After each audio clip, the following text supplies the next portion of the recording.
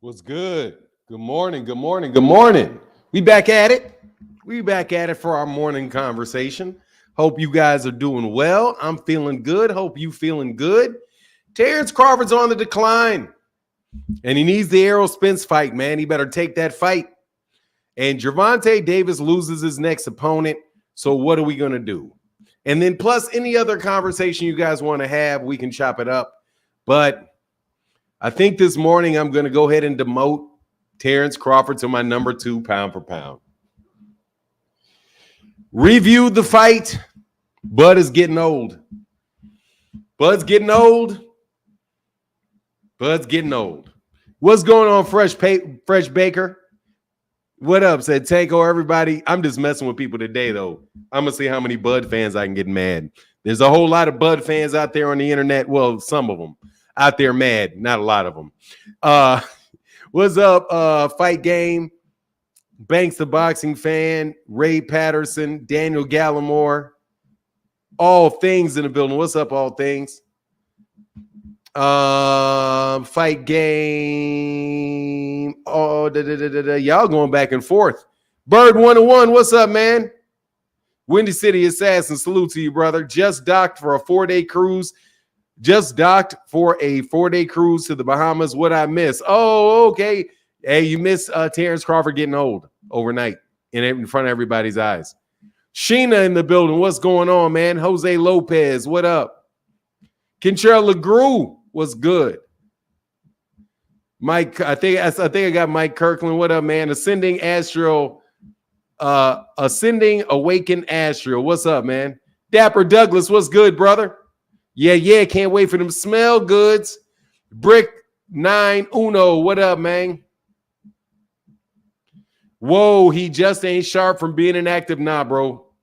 Nah, I think he's getting old, man. What's up, Bud 4-8 C- effort? Neither guy looked spectacular. No, neither guy looked spectacular. What's going on, General Manager? I heard Bud has taken the Spence off the table. Canelo was on and popping. No, he's not getting the Canelo fight.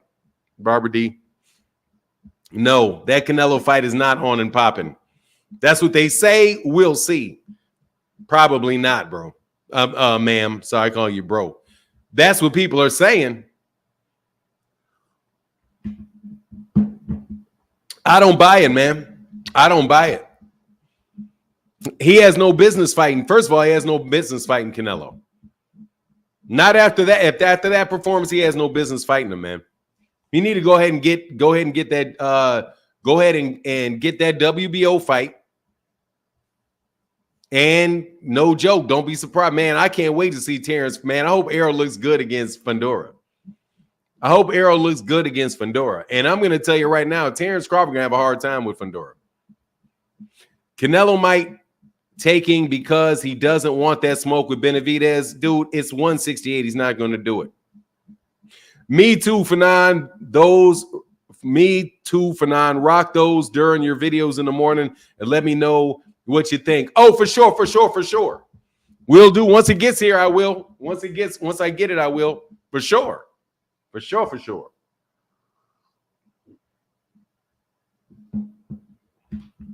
Yeah, Fundora's a tough. Yes, our child is. It is a Fundora is a tough matchup. But I mean, I'm telling you the truth, man. I think Terence Crawford's on the decline. I think he's on the decline, man. That's the first fighter we've seen fight. That's the first fresh fighter we've seen him fight. Chillville, your boy, yeah, he's the new and the old at the same time. Chill. You know your boy. Yeah, he was new. Yeah, he's the new. I don't know. I think he won the fight, but I don't know, man. I think Buzz got to slip to number 2 pound for pound for me, man. I got to complete the hatred. I got to slip him below Gervonta, man. He didn't show up. He didn't dominate, man. The way he beat Gervonta. Fanon getting old, you say, and will have problems with Fundora after this fight. Then Spence should retire. What do you mean? What do you mean? What does that have? Hey, what's up, Leo Shang? Hey, Leo Shang, you're on the wrong channel. Leo Shang, you're over there on Fanon. You must be over there at MH Blackwell, Leo Shang. There is no super chat over on MH Blackwell. You got to come on over here to you got to go to the Fanon International channel if you're trying to support, or hit that cash out. From there, hit that cash out. Hit that cash out. Chillville said, I actually think Bud should retire. Yeah, Bud should probably get out of there. Bud should really try to get out of there. No, seriously, man, for real. He looked good, man. First of all, Errol was a compromised fighter because of the car accident. If nothing else, he was a little bit compromised. Oh, Cash App doesn't work for you. Hey, man, well, just put the thumbs up, brother. I'll take it, Leo Shang. I'll take that thumbs up. Also, I'll give you Leo Shang, I'll give you a wrench over there too. Yeah, man, I think it may look different, man. If Errol can get in shape, it can look different for sure. If Errol can get in shape, if Errol's not in shape, it won't look different. Errol looked real. Bud looked real normal. Looked like a great fighter, no joke. But that weight class, nah, he's getting there with that weight, bro. And he's got that, and his body looks old. His body looks old. Nothing, Fanon. I expect the shades towards Crawford. What are you talking about? What shade towards Crawford? Tell you what I think. If it comes across like shade, dude, Errol should retire. Has nothing. Okay, Errol should retire. What does that have to do with the topic that we're talking about? Errol, I hate to break this to you dudes. Errol didn't just fight, Bud did. But yeah, Chillville, I think he should. I think he should wrap it up, dude, because he's starting to look old, bro. His body looks old. His face looks old. You could tell, like, when he walked by Gervonta Ennis, it really was striking for me. Like, yeah, you look older. People like, you remember when Terence Crawford, Leo Shang in the building. Thank you, brother. Said morning from Martin in the chat. Thank you, brother, for the $2 holler, £2 holler, too. I'm getting there. God damn, you make me sick with the way you're looking all thin in that picture, though. I got to get there, man. I got to get there. Turkey Al Capone is using the 2030s tactics, so Tank will have to deal with him. That's my conspiracy. You saying Crawford looks old and should retire due to his performance, correct? I'm saying he's looking old because he looks old. I'm saying he looks old because he looks old. I'm looking at him. He looks old. I'm looking at him. He looks old. He looks like an old athlete. He looks like a 39-year-old Michael Jordan. He looks like a 38-year-old Floyd Mayweather Jr., 40-year-old Floyd Mayweather Jr. He looks older. That's what I'm telling you. He definitely looks old. Go back. He definitely looks old. Go look at him stand next to Gervonta Ennis. Dude, Gervonta Ennis looks like a kid next to he looks like his son. Gervonta Ennis, look at Gervonta Ennis when he was talking to Terence Crawford. He looks a full 10 years younger than him. You can tell there's 10 different. You can tell that there's 10 years age difference between the two of those guys. I'm just telling you, man. He looks older. That's the thing that really stood out to me, man. And I'm telling you right now, bro, he looked older in the face. He looked older, but but Errol looked older. Errol looked worn down. He's fought a lot of older fighters, man. Terence Crawford has fought a lot of fighters over 30 years old. If Terence starts having a run with these 25-year-olds, dude, Terence could be in really big trouble. He could be in really big trouble. He back to life with a fresh cut. Okay, hey, man, maybe that's it. Maybe he needs to cut his hair. Maybe that's it, but he looked old. Let Canelo knock Bud out. Hey, man, he look old too. Hey, Bud, look, Canelo is younger than him, but man, Bud's still a force to be reckoned with. Time is undefeated. Yeah, no joke. It is. Bud is a force to be reckoned with. I'm just telling you. He need to get that Terence Crawford. He need to get that. He don't need to get cute. I don't think he needs to get cute. He don't need to play around with Fundora. I'm telling you, man, there's some dudes that I don't think Bud should fight, man. Bud should definitely not be at 168, dude. Definitely not. Definitely not 168. For now, why they boo your boy Devin like that? I didn't see that. Maybe YouTube channels have influence after all. Royal A said, yeah, Bud struggled Saturday. If it wasn't for those last 2 rounds when Bud turned up, Bud would have lost that fight. He's not ready for boots, let alone Canelo. Might be time to pack it up. Yeah, man. I mean, seriously. I'm being very serious, man. Bud looked old. Those reflexes did not look there, dude. Dude, that dude was in. Unless Madrimov just has crazy fast feet. Andre Noble said, Bud hater over here. Hey, I'm not hating on him. I'm not hating on him. I'm trying not to hate on him. What's up, Carl? How you feeling, man? I'm not trying to hate on that man. Yeah, that's crazy. They boo a man for getting cheated and fucked over. Nah, Mash McJudge. Nah, yeah, he got cussed out for being a jerk. Devin got cussed out by big dude. You guys are jerks. What you want me to say, man? You think, look, you hire a bunch of jerks to represent you. What's going on, Abdul Sadiq? Shout out to Abdul Sadiq. That's a lot of wear and tear. Yeah, no, just generally old. Bro, he's just generally old. Like you stand there next to somebody that's younger and you be like, damn. You know what I mean? Like, hey, if you're over 50 years old, man, if you're 40 years old, go look at a picture of yourself when you're 20 and do a side by side. Be like, God, dog. Man, I got older, man. So do you think Spence can beat Fundora? I don't know. That's going to be a tough fight on Errol. Dude, I don't buy the ring rust, dude. That dude fights every year. He ain't never had no ring rust before after not fighting for a year. Why you got ring rust now? He sat out for the last 5 years. He's been fighting 1 time a year. He didn't get ring rust. Why he got ring rust now? Now, don't put that shit. What's going on, Kevin King? Don't put that rust out there. That dude been fighting 1 time a year for several years. Now it's ring rust. No. What it was is a younger dude, bigger dude that could take his punch, that had a game plan for him. And a dude that was like, look, faint, faint, faint, faint, faint, faint, faint. You faint, I faint. You faint, I faint. Faint, faint, faint, faint, faint, faint, faint. Faint, faint, faint, faint, faint, faint, faint.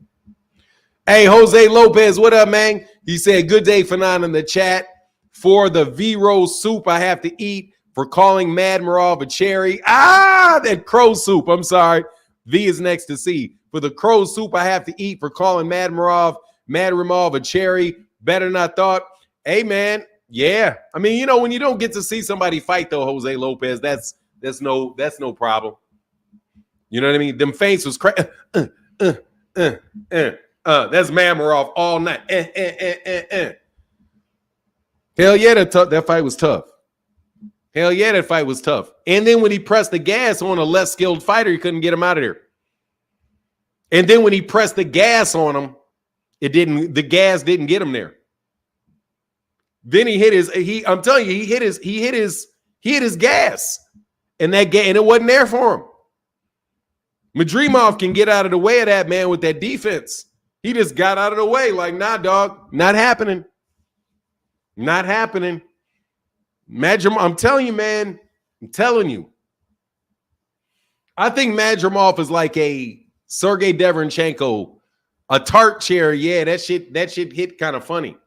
Right? He fainted Bud to death. Good fight, but Bud won. Yeah, Bud won the fight. Bud definitely won the fight. I mean, don't get me wrong. I ain't saying Bud didn't win the fight, but I got Bud winning the fight. I definitely thought he won the fight. But them Bud fans ain't coming around too much. Where you at, Chillville? Where you at, Chill? Y'all know y'all was nervous, though.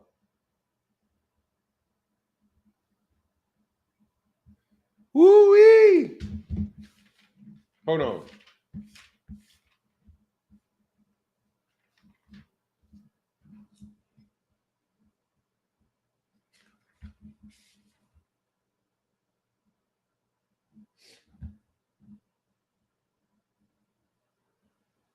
Hold on 1 second.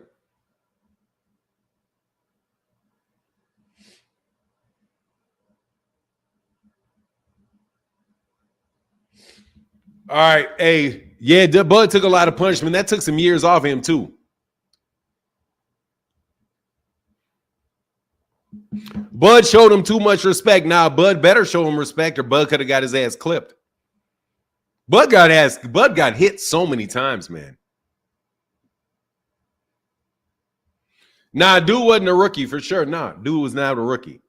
People saying gift decisions is wild. I don't think it was a gift decision, but I mean, I'm not going to argue with somebody that thinks, and I'm not going to argue very hard with somebody that thinks Madrimov won the fight, but I don't think he did.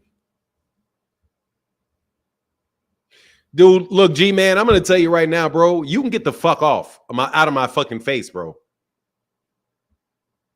You can get the fuck out of my face, dog. I'm trying to let you back on the channel, dog, but you are fucking annoying. You are annoying as the fuck. I had Terence Crawford winning the fight. I didn't know what the fuck was going on. Why does every fight you got to sit up here and bother me about what, like trying to hold me accountable for something I said about a fight, man? I said Terence Crawford was going to win. Terence Crawford won the fucking fight. Why don't you leave me the fuck alone and go away, man? For real, dude, you like make it not fun to talk about boxing, man. Go some fucking where else where you can improve somebody's enjoyment for the sport instead of being a naggy little bitch all the time. Jesus, man, you fucking nag so much, man. Put some fucking panties on, man. Shit, like every time I fucking talk to you, it's you nagging about some shit. For real. Will you stop nagging so damn much? The only time you want to talk, bro, is when you're nagging about something. Who wants to do that all the damn time, bro? Every time I see your name, it's a fucking complaint. Didn't you say that Terence Crawford was going to beat Madrimov? Yes, Terence Crawford beat Madrimov. What are you complaining about?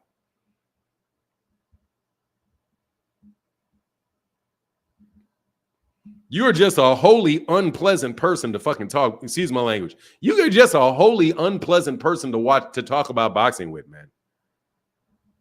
Seriously, man, you need to check that, man. You're just not an enjoyable person to be around. You know what I mean? Like me, do you notice that me? Did you not notice that me and Joe A can go back and forth and joke with each other, and I can talk bad about Anthony Joshua, and he can talk bad about American heavyweights, and we can laugh and have a good time because he's not annoying, man. You're annoying. You're just always trying to pick a scab or do some shit, bro, like that. Like, bro, you're just a wholly unpleasant you're just an unpleasant person to be around. Dude, try to be pleasant. Dude, for real, I like arguing with people, man, but not some annoying little nag that want to bother me about something I got right. I said Terence Crawford was going to win the fight. Terence Crawford won the fight.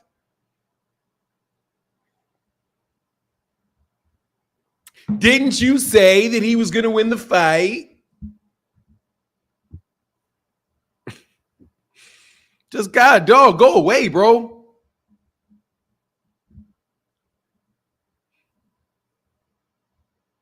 Tom Zip, man, I got 1,000 trolls. Bro, I got 1,000 trolls. I know what trolls want. I got thousands of trolls. Thank you very much. I got thousands of trolls. Thousands of them. I know exactly what they want. So you give them what they want. They want to, yes, he likes to be talked bad about. That's true. So I talk bad about him. Anyway, I stand with Kang. Yeah. Man, I don't stand with King. I rebuke you, King. I rebuke you in the name of Jesus. Man, that sounds super, what do you call, that shit sounds super blasphemous, but I rebuke you. I rebuke you in the name. You know what I do. I rebuke you. I rebuke you. And your annoying self. Bud Crawford. Goes down to number 2 pound for pound beyond Gervonta Davis. Because they fought the same level of opposition. And Gervonta Davis dominated. That's what I think. I don't think that there's any real difference between Madrimov and Frank Martin. I think they're about the same level of skill. Same position. Only difference, I don't think I have any issues. Matter of fact, I'm going to say that. I don't have none. I have no issues. I did not cuss in this video. Give me 1 second.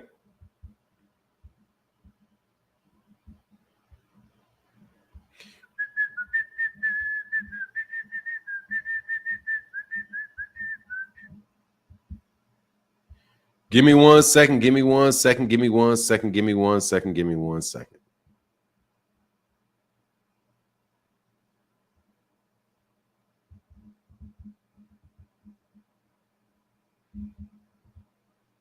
All righty. All right, cool. Got that. All right, what's going on, Bud Jablonski, man? I ain't seen Bud Jablonski in a minute, man. What up, Bud Jablonski? Said, hey, Crawford didn't do enough to take the belt from the champ, but it is what it is. A rematch would be sweet, even better than the first. Yeah, he shouldn't rematch him. He definitely shouldn't rematch him. He should move on.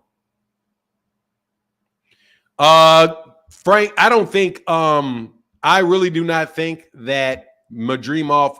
I don't even think Madrimov had a title defense. What are you talking about?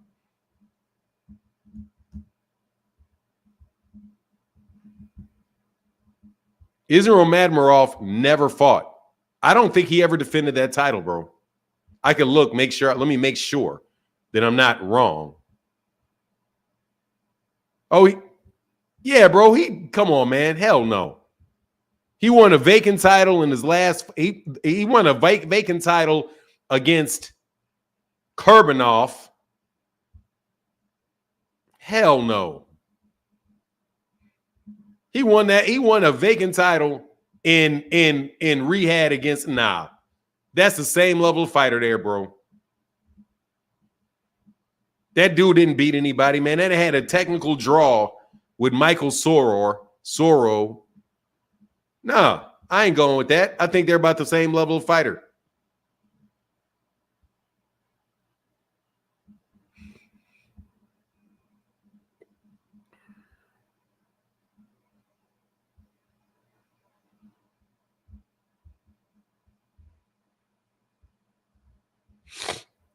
Same level of fighter, bro. They got the same level of wins.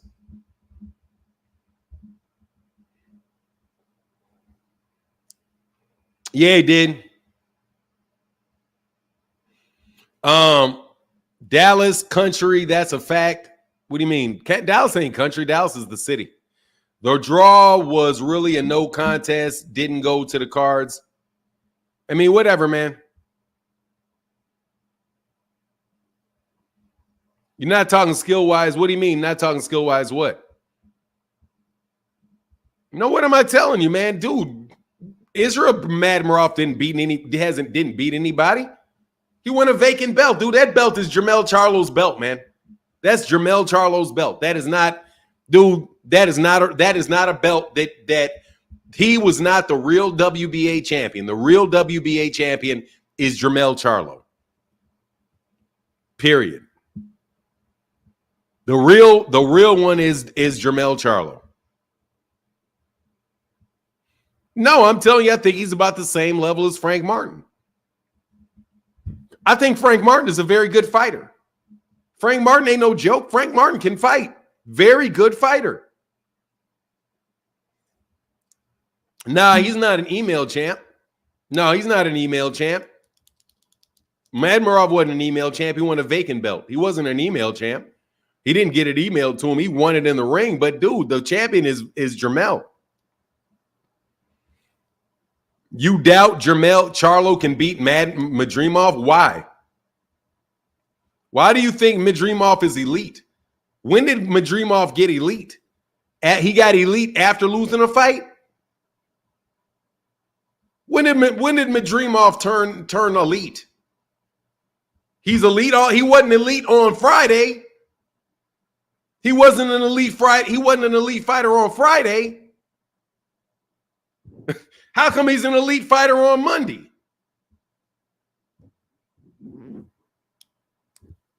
How did Madrimov go from how did Madrimov fan turn into an elite fighter all of a sudden? He wasn't elite Saturday morning.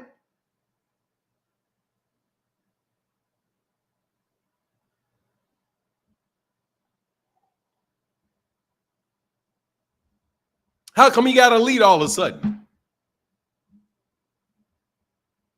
How come David Sustained? When did he get elite all of a sudden? He was not an elite fighter on Friday. He was not an elite fighter on Friday. Not one. Not one, not one, not one. He's elite now.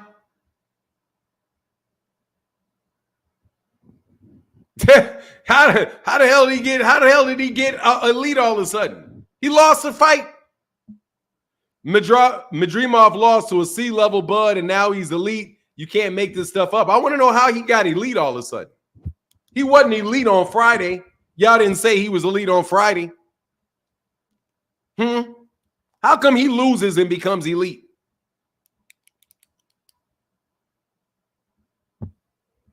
That's interesting to me. David Tusain said, I believe he was going to win, though. That's fair, David Tusain, if you believe it. David Tusain, if you believe it, that's fair for me. I appreciate that, if you believed it. You're saying if you said he was elite before, cool, keep that going. But if you said you can, if somebody else, not you, David Tusain, if anybody else did not have that man elite on Saturday morning, don't make him elite on Sunday morning. Don't make him elite on Monday morning. He lost that fight. He didn't win that fight. He didn't come out dominating that fight.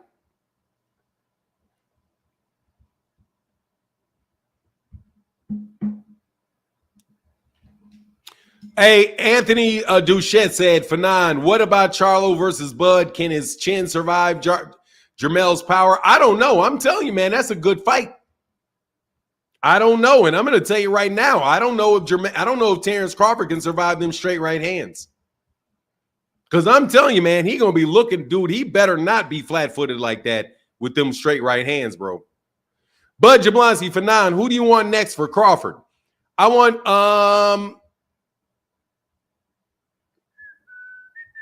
the winner of Terence. I want the winner of Errol Spence and Sebastian Fundora. Or Jermel. He can fight Jermel next. If Jermel want to come back, fight Jermel. I like the Jermel fight a lot. I ain't gonna lie. I like the Jermel fight a lot. The Jermel Charlo fight. I think that could be a hellified fight. I think that's a hellified fight. Hellified street in Yoko. Charlo has knocked out bigger men as possible. Yeah, man, I like that. I like that fight a lot. I think Terence Crawford, Jermel, because Jermel's the king, man, of 154, without a doubt. He's the king of 154. And nobody else should be trying to claim that. Hey, Martin, how do you see the fight going with Bud's original opponent after seeing this fight? Bud's original opponent? Who is that? Who is Bud's original opponent? Tim Tszyu? I don't know, man. He may still beat Tim Tszyu. He still may beat Tim Tszyu. He also may get knocked the fuck out by Tim Tszyu, too. Yeah, I think that depends on Tim Tszyu. Like now, I'm telling you, man, that feint game is real, dog. Them dudes gonna be feinting the shit out of they're gonna be feinting the shit out of Terence. They're gonna be feinting the shit out of Terence. We feinting all day, and I'm throwing one at a time, and I'm getting out. I'm forcing you to come at me. You gotta come on now. You gotta come on now. Especially if he's young enough to hop in and hop out and get and jump back. I'm telling you, man, it's not a good look with him and Jaron. If Jaron can execute a game plan, there's a game plan for him. Yeah, Tim's tenacious, but he's kind of flat-footed. But Tim Tszyu also can crack. Tim Tszyu can also crack. I'm telling you, that straight right hand ain't no joke on that side because Bud's not a real southpaw. And he slowed down. I'm telling you, Bud slowed down. I thought Bud was great 154-pound king. Hell no, he ain't no Bud. Hell no, the 154-pound king is Jermell. I don't know why you say Bud ain't on Boots. Boots ain't on Bud's level. Look like he is to me. I don't know, man. Look, it's a lot closer now, man. Let's put it that way. Bud ain't looking. He ain't looking undefeatable, homie. He ain't looking that.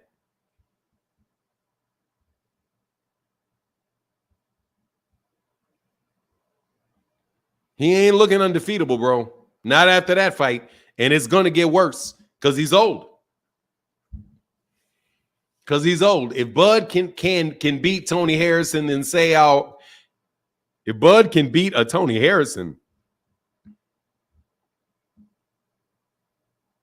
then I'll say he can run that division or Castano. Why would you? Castano and Tony Harrison both lost to Jermell. Tony Harrison got knocked out by Jermell, and so did Castano. Hawk to a superhead. My thing is that you can get the fuck out of my face is what I think you can do.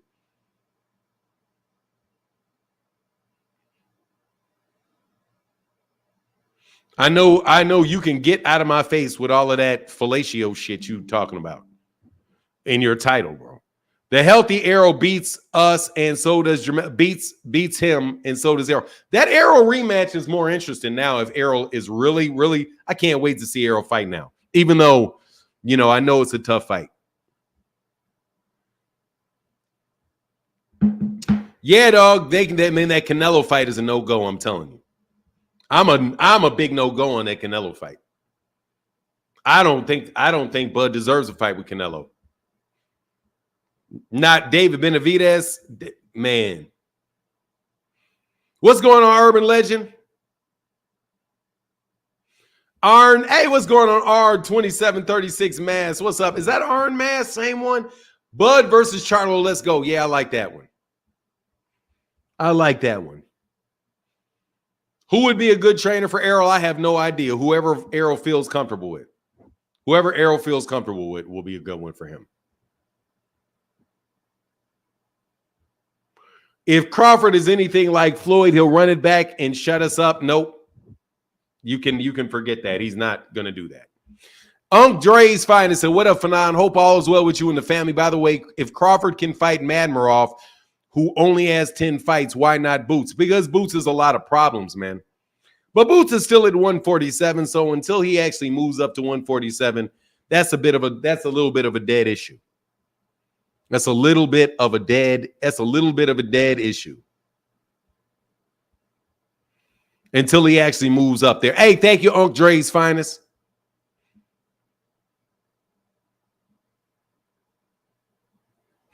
Old man time catching up with them both. Reflexes is going away. Yeah, it's just not there. It's not there. Those Eastern Europeans always a lot of those guys really get fast tracked.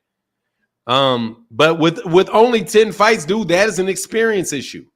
With 10 professional fights. Amateurs is still not the pros.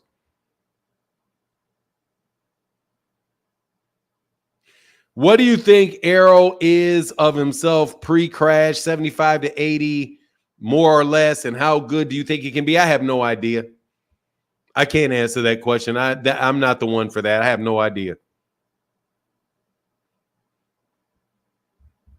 Sky Miller, what up, man? Good morning in chat. Good morning, Fanon and chat famo. Bud looking human, looking real funny. Sam Gradis said, don't want to change the topic, but Fanon, what do you think about Lowell Niles potentially breaking that record on Thursday?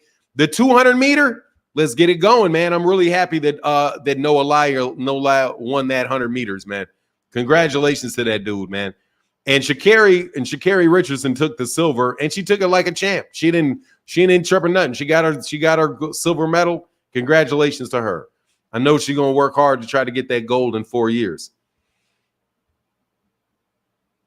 No, Bud is not a real southpaw Q.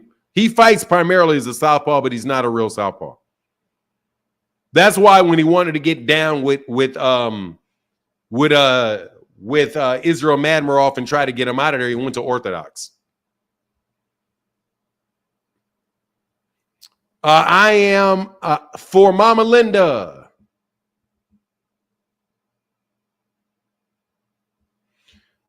Boots isn't going to keep punking him for his lunch money every time he sees him. Boots already took his IBF and scared him out of the division. Bo smokes bud, no weed. Yeah. Harrison can beat Charles the first time. Yeah, but he didn't beat him the second time. And I don't think he beat him the first time. And those two fighters I mentioned will give Bud more than Madrimov gave him. Bud, first of all, I don't think I personally scored the fight for Jermell Charlo the first time with Tony Harrison. And then he stopped him.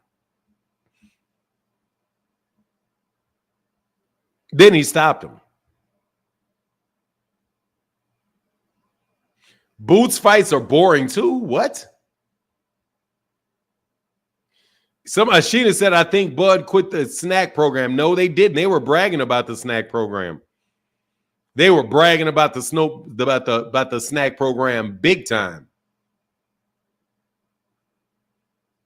Damn, the records Noah is champion. Yeah, I mean, the net records are what matters. I mean, the championship is what matters. Whether or not he's going to catch Usain Bolt's records, probably not. I mean, Noah, he's doing his thing, man, and I hope he gets that double. But Usain Bolt, that's going to be tough catching him. Usain Bolt was like that. Bud going to duck all the PBC smoking 154. Man, he's bull of shit. He's going to fight Gervonta. He's going to fight Terence too. They're trying to do that same old shit they did last time. Nah, we don't want the fight. Give me more money. Give me more money. Give me more money.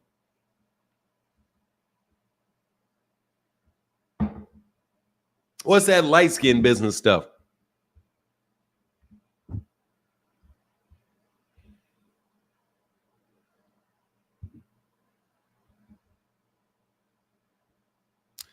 Black Aristotle says, I hope you get your Latina as hard as you went for Ryan Garcia. Black Aristotle, let me talk to you, sir. Me?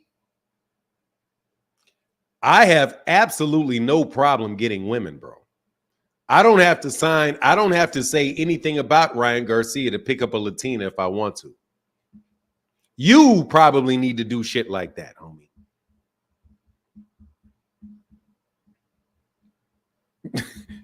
Why would I need to do that? Just, you think you got to work that hard? How about you just go talk to them? As long as they're 45 and plus, I think I got a shot. DJ OC in the place to be. I'm seriously, man. Y'all, you need to have more confidence in yourself. If you think I got to co-sign Ryan Garcia to pick up a Puerto Rican, you're out your goddamn mind, bro. All I need to do is be around and have a little game. You know what I mean? My teeth are straight, clean, fairly decent looking dude. Got a little money in my pocket. I may be able to do it, bro. Sure, brother. You are a god dog, dude. You really don't get none, huh? You must really not get none. I wish there was a Latina in here to vouch for me. Hey, man, is there a Puerto Rican lady in the building, man? Tell us, man, what's up? I think I can slide in the DMs and otherwise. So deep in the building, you know what it is.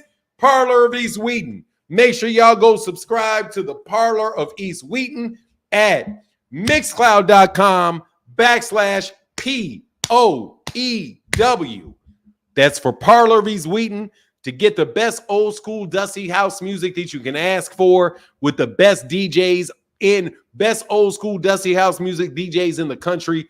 DJ OC, So Deep, Bone, and the rest of the crew doing their thing, man. Doing their thug dizzle. Hey, man, Izzy Kazoo. Can I tell you the most gangster song I've ever heard? Izak, Izak, Izu, Dizubble, Dizuch. Hey, man, Does anybody remember that song, Double Dutch Bus? Double Dutch Bus? Has anybody ever heard Double Dutch Bus? The song Double Dutch Bus from back in the 70s? Double Dutch. Double Dutch. Dude, that is the gang bangingest song I think I've ever heard, bro. I was listening to that song. I'm like, these dudes just gang banging like that. Gizza, gizza, gizam, gizzubble, gizutch. Dizzubble, dizzutch. Is it skizzy, skizam? I was like, man, these dudes back, man. What y'all know about that? What y'all know about that is a kizza gazoo? What y'all know about that, bro? What do you know about is it kizoo? What y'all know about that, dog? Is it kizza, kizam, dizzubble, dizzutch. Dizzubble, dizzutch. Man, that shit ain't nothing but gang banging right there. Man, I was listening to that shit. I was like, man, I knew that shit was gang banging even then. But man, that shit is super, super gang banging right there, man. I'm 56. Oh, yeah. Yeah, Frank Smith, Double Dutch Bus. Oh, I got you, Juan Cardenas. Give me a second. Yeah. The Izzy's before Snoop did it. Hell yeah. Don't waste my time. Don't waste time on haters, non-boxing combos, them ninjas. Nah, I'm all right, man. I'll enjoy it. Got to give everybody something they want, bro. If y'all brothers ain't supporting Fanon, then don't be mad when he's newing for Latinas. Dude, bro, look. Hold on, stop, bro. Dude, let's stop this. Debonair brother, I gotta put you on. I gotta delete that comment. Dog, I am not doing shit for Latinas. What are you talking about? Bro, I date black women, man. First of all, I'm married and I fuck with black women. I fuck with black women, bro. And ain't none of them black, ain't none of these Latinas and none of that shit I'll be fucking with even know who that dude is. Double Dutch Butch coming down the street. Yep. Anyway.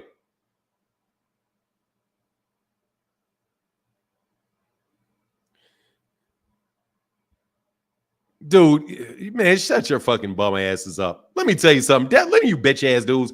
Devin got his ass whooped. Sit on that ass whooping. Sit on that ass whooping. The Latinas. Yeah. Anyway, let's get back on to boxing, man. Let's get back on to boxing. Here's a link. Y'all mad, don't nobody. But scuffle your feet. What? Oh. The Alphabet Soup boys are here. Blackamore said, why are we talking about this shit? Let's move on with boxing, bro. You can beat it. I really don't like when y'all tell me what to talk about, bro. Beat it, man. Debonair brother, goodbye, bro. You're not a big time supporter. If you say some shit like that, beat it. Okay, beat it. You're a big time ex-supporter. Fuck out of my face, bro. Like, for real. What's up, Omega Red? Anyway, so yeah, back to the subject matter at hand, man. Terence Crawford looked like he's getting old. And I like the Jermell Charlo fight for him. I really like the Jermell Charlo fight for him. I do. Rayo boxed the fool out of Pitbull. I was surprised. Yeah, he did, Big Boy Richardson. Yeah, he did. That was fighter of the night right there. Without a doubt, was Rayo Valenzuela. How do you coon for a Latino? How do you coon for Latinos?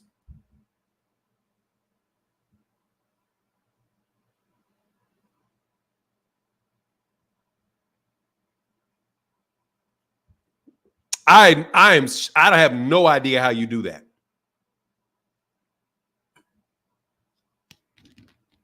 How do you coon for a Latina? Like, you dumbasses don't even know what the word means, man.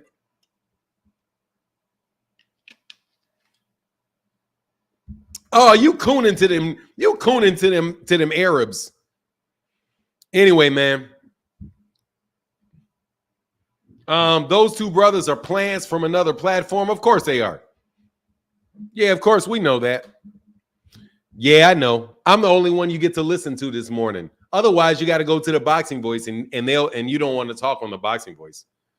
So you come over here by the Negroes. and try to throw salt. Let me tell you something. Devin's a bum. Devin Haney, dog. Devin Haney got booed out of a stadium that he wasn't even fighting in.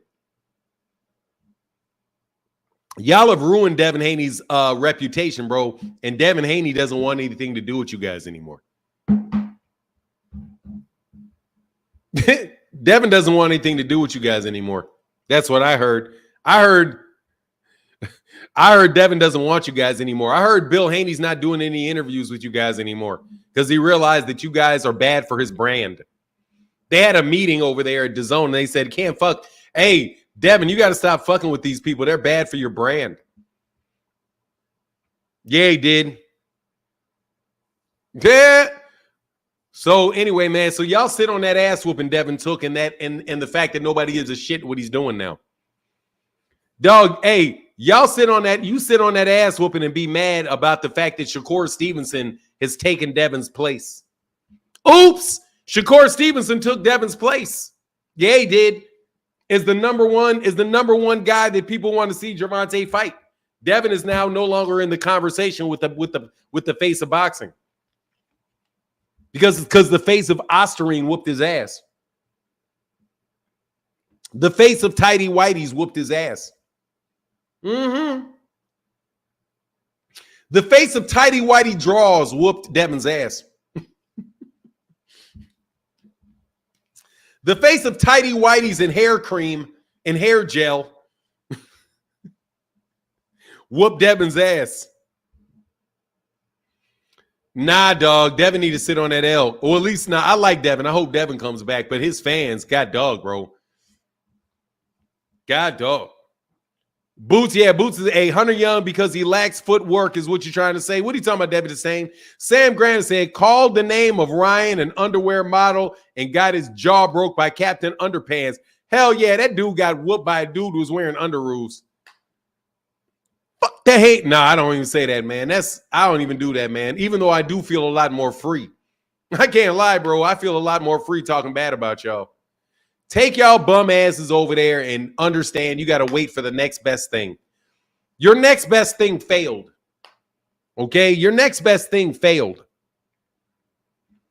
Okay? I remember what it was like. I had a next best thing. Anybody want to know the boxer that led me down that I thought was the next great thing? And when I realized not to get on bandwagons like that, it was a guy that went by the name of Puerto Rican fighter. Hector Camacho Jr. After Hector Camacho Jr. was getting a lot of pub when he came into the pros. Shout out to Hector Camacho Jr. I still think he's a good dude.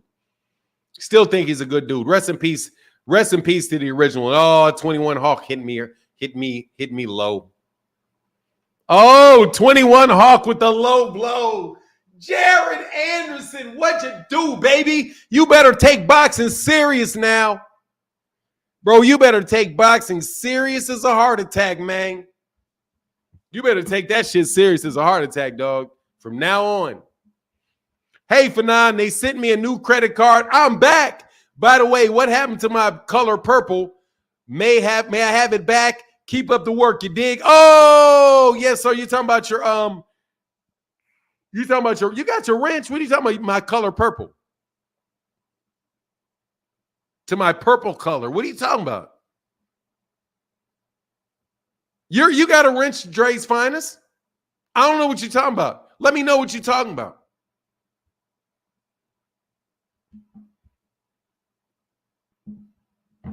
Devin better hope and pray he could fight at 135 because it's not good for him at the higher weights. Look, all I'm telling is y'all want to call me a coon. I'm calling your dude a loser. There's that link, though. I'm sorry if I'm being overly crude with you, but seriously. Oh, membership badge. Oh, yeah, I know. You got to rejoin, I guess. I don't know. It expired. I can't hand that out, though. Hey, what do you call it? Was hitting who's Madrimov was hitting Bud with some hard, straight punches. Hell yeah. Long time member. That's what's up. Hey, man, my bad, Dre's finest. I can't get that. If I guess I could gift you one. Guess I could gift you a membership. Can I gift you a membership? Let me see if I can gift you a membership. I'd have to sign in to gift you a membership, I think. I'd have to sign in to gift you a membership. I don't know how to do that. And I think it would randomly hit people. I'm just saying that's who Boots need to be calling out. Why he will be making good men. Oh, you're talking to somebody else. All right, here's this link again, man. Where y'all at? I'm cooning. Come on, man. Cooning. Man, y'all sound like real mentally feeble with that shit. Y'all sound real mentally feeble with that. Like real mentally feeble. I thought he would beat Bud in a... Okay, that's not me. Anyway, Boots is after the belts right now. Oh, that you're talking to somebody else. Okay, you guys are interrupting my flow.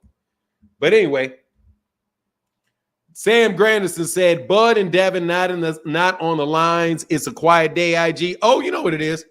Man, Devin getting his ass whooped. And nobody caring about the cheating. That really hurt that really hurt Dev's stock, bro. Man, I got to tell you, Devin, I mean, I really think Ryan Garcia deserves to be suspended forever for what he did to Devin.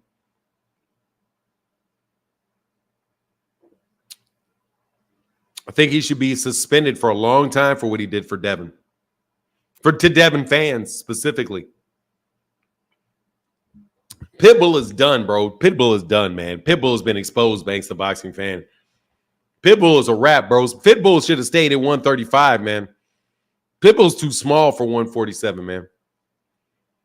For 9, I think David Morrell is great for boxing. Yeah, I think he is too. He didn't look that good in that last fight, though. Moving up in weight is going to, moving up in weight, that's going to be a little bit more difficult for him, man, because they're fighting them big-ass dudes, man. That's a big jump between 168 and 175. Those gloves wasn't busted? Hell no. Made him had him real gloves in there. Watch this shit. How can I help you? What's going on, Fernand? Same as usual. I see. I see. I don't know. I seen you say you compared Madrimov to Frank Martin, and I was just wondering, like, does Frank Martin have the same type of amateur background or career that Madrimov had? We're in the professional ranks. Right. Yeah, so he's only 10, 11 fights in the professional ranks, but he has his boxing experience, comparing the two with their boxing experience. Do you know who Robesi Ramirez is? No, go ahead. Inform me. Do you know? You don't know who Robesi Ramirez is? No, I don't. Okay, Robesi Ramirez is a guy that has well over 300 amateur fights. He's got, I do believe, 2 Olympic gold medals. And he got his ass beat up at 126 pounds or by maybe about 3 months ago. So what's Frank Martin's amateur career, or what? You know what I'm saying? Frank Martin is a professional fighter. We're in professional boxing right now. Right. What's his experience in boxing? Is it comparable? You compared the two. That's all I'm saying. Oh, his professional career is definitely comparable to Israel Madrimov's. Yes. He's got 8 more wins. He got 8 more wins. And he beat a better fighter going into his championship in Michelle Rivera than Israel Madrimov did. Israel Madrimov got a hand-me-down belt from Jermell Charlo. Matter of fact, he doesn't even have the main belt at 168. He's not even the real champion at 168. Jermell Charlo is. At 154? What are you talking about? 154. Yeah, I'm sorry. I was thinking 168. Yeah, Jermell Charlo is the Jermell vacated those belts, though. We remember 1 year ago in the 7th round of the Spence fight. It didn't matter. He didn't lose. The last fight he had. He didn't want to fight Crawford. At the last fight he had at 154 pounds, he knocked somebody out to become undisputed in the last fight he had in the weight division. The man at 154 is Jermell Charlo, not Israel Madrimov. That's like that. Okay, so then who's the man at 147? Nobody now because Terence Crawford. Okay. What? Terence Crawford was the man. If you want to so talk about is Charlo still at 154? What was Charlo's last fight? Was it at 154? Look, bro, you just fucked over your own argument. Terence Crawford before last night was the man at 154 because he still was undisputed. And so you just did it to yourself too. No, I didn't.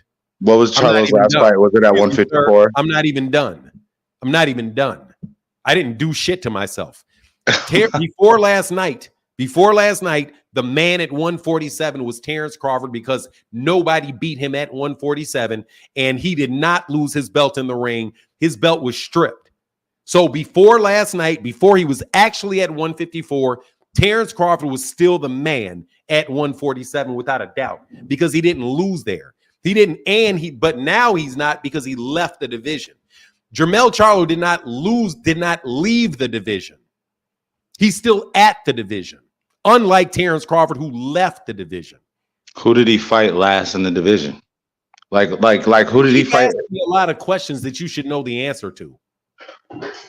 I'm saying the same way you're saying he's still the man at 154. You make it make sense though. Make it make sense. The question. No, let me make it applies. It applies for one guy, but it doesn't apply for the other guy. Come on now, Fanon. First of all, it applies the same way. It's the same scenario, literally the same. So he left 154 and went up and fought. Listen to me. It's literally the same thing. It's not two circumstances. Terence Crawford left 147, went to 154.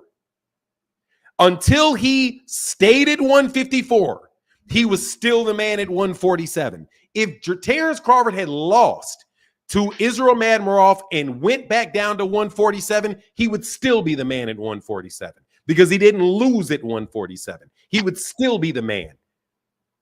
It's the same scenario. So what I'm saying is Jermell moved up to 168.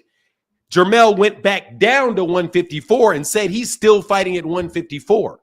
So in the scenario with Terence Crawford, who he fought at 154 since then. I am right now trying to explain to you how they're the same thing.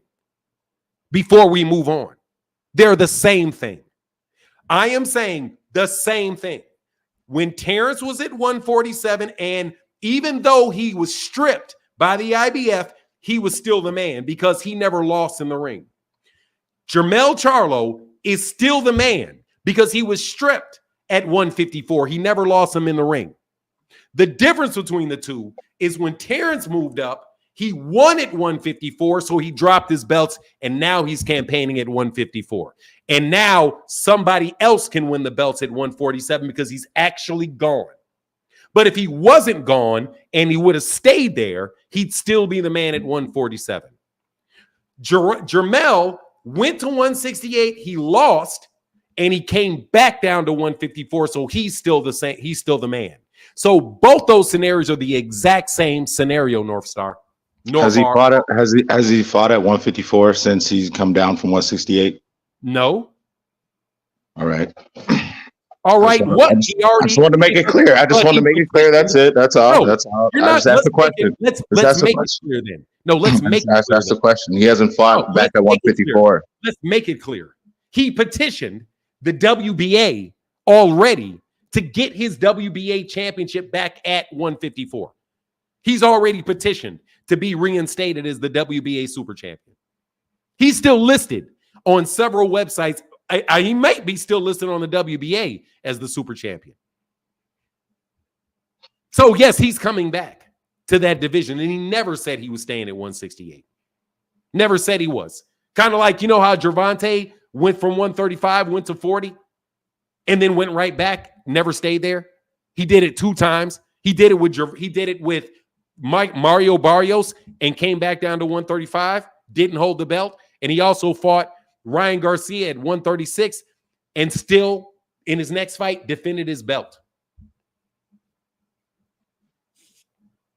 Let's make sure we're clarifying all these facts, North Star. I mean, did you clarify it? Yes, I hope I did. I'll only know if you ask me a question where it's clear you don't understand. Well, that's what I said. Like, he hasn't fought since he was at 168. So the way that you just talked about Gervonta, he came down and he fought. We haven't seen Charlo fight at 154 since he's been at 168. So even though he's petitioned and everything like that, I mean, even before he went to 168, Crawford was calling him out at 154. So what? So I would say he's not the man. I would say he's not the man. You know, he's going back to 154, dude. He already said he's going back to 54. How are you not the man if you won every single solitary one of the belts and nobody beat you at that weight class? Honestly, for me, looking at it, like it was a move to run from Crawford. Crawford wanted that undisputed fight at 154. You're the undisputed. Bud wasn't even at the weight class at the time that he moved up and fought him. Bud was calling him out in the middle of the Spence fight. Bud did not have. Bud did not move up to 154 when Charlo fought Canelo. He couldn't move anywhere until the Spence, unless Spence was gonna say that he didn't want the rematch, which he didn't. He waited until like a whole year, and then he moved on to fight. He couldn't fight anybody until that rematch. Matter if he couldn't move. What are you talking about? What are you talking about, bro? You're a fucking look. Let me tell you something, bro. Are those facts, Fanon? If he couldn't move, if he couldn't move, that was the rematch clause. Could he fight anybody else without that rematch clause being vacated? If he didn't move, if he couldn't move, that means he didn't move. So since he didn't move, he didn't go to 154. So Jermell did not avoid him because he didn't move. Why he didn't move is irrelevant to Jermell. How would you say it's irrelevant when that was a fight that he wanted? That was a fight because if he can't move, if Terence Crawford is unable to fight somebody else, that means he's unavailable. How can Jermell Charlo fight him if he's unavailable? If he's unavailable, that means he didn't run from him because he was unavailable. He wasn't able to fight. Right. And the reason why he was unavailable. But the reason why he's unavailable, that's what I was tapping in on. You wanted to go past it. Exactly. You're making it irrelevant, so we'll leave it alone. Bro, you know, if the reason that it's irrelevant is because Terence Crawford cannot fight Jermell, you can't blame Jermell for not fighting him. If it's on Terence for not being able to fight Jermell. How are you going to blame Terence Crawford? How are you going to blame Jermell for not fighting Terence when Terence is the one that can't fight Jermell? That's not who's to be blamed in this situation from my standpoint of what I'm talking about. Because at the same time, I need for you to ask this question. Go ahead. Why would you blame Jermell for not fighting Terence at 154 when it's Terence that's unavailable for the fight? Okay. And then so when we talk about this, you already kind of threw out what I had brought up. Mind you, Charlo is in the same camp with an Errol Spence. So strategically, no, they're not. They were at the time. Well, they were close enough. They were close enough in each other's camps. They were close enough in each other's camps. Answering that question about how you're going to blame Terence Crawford. How are you going to blame Jermell for not fighting Terence when Terence is the one that's unavailable? As long as you get around to answering that impossible to answer question, I'm perfectly fine. Go ahead. He was available. It was in the contract. You know, Spence wasn't available to fight. That was the only reason why Terence Crawford couldn't fight. Jermell was available to fight because it was in Jermell's contract. Jermell was available. He was fighting Canelo.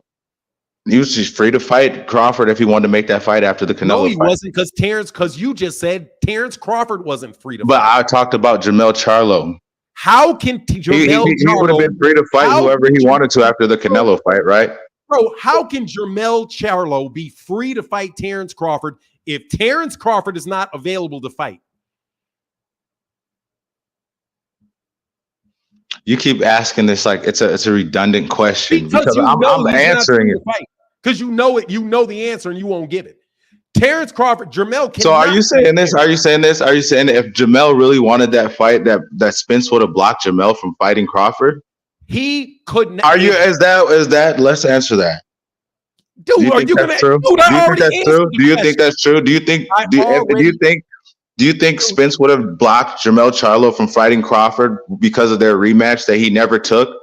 If Terence You Crawford don't want is to answer that question if though. Terence Crawford is unavailable to fight Jermell Charlo, then Jermell Charlo cannot fight Terence Crawford. Period.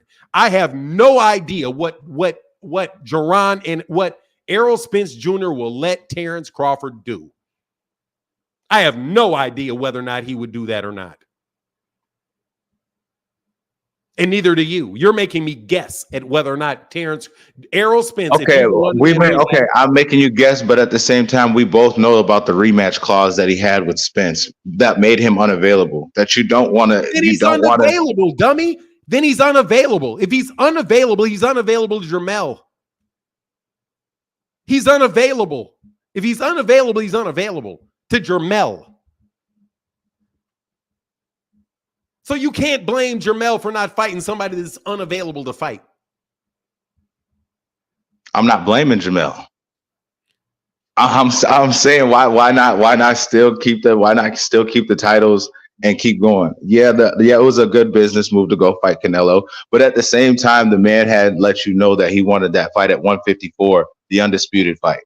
Who? I'm just saying, Who? Crawford let it be known he wants that fight next after this Spence fight, Who the even if fuck? You there's a think he rematch. works for Crawford? No, no, I'm no, sorry. no. Does That's not what Jermell I'm saying. Charlo? That's not what I'm Oh, saying. no, That's hold not what on a I'm saying. second. Hold on. Oh my God. Does Jermell Charlo work for Terence Crawford? Here you So go with the Jermell trick on this Charlo question. has to sit there.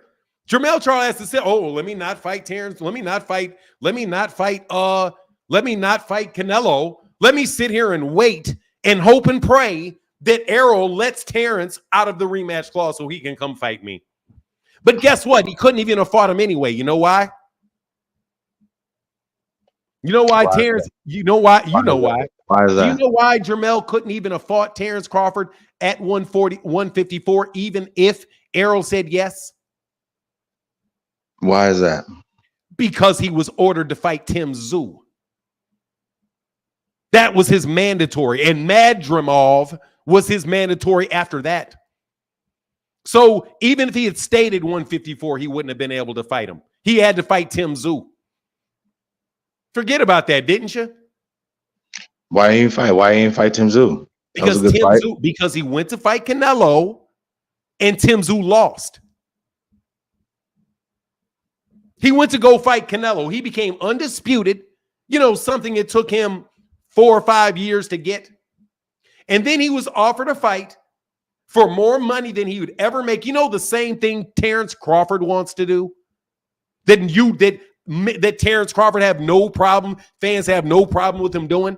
He wanted to go from undisputed at 154 and challenge Canelo. Isn't that the same thing that Bud wants to do? Why is it okay for Bud to want to do it, but not Jermell? What do you mean? Why is it not okay?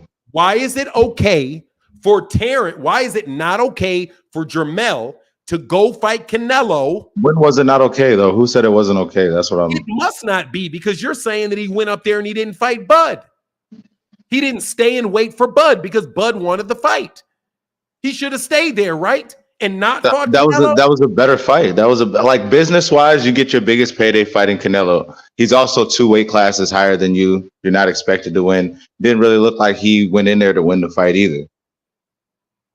What does that have to do with the fact that you say it's okay for Canelo to do the same, for Terence Crawford to do the same thing, but it's not okay for Jermell to do it?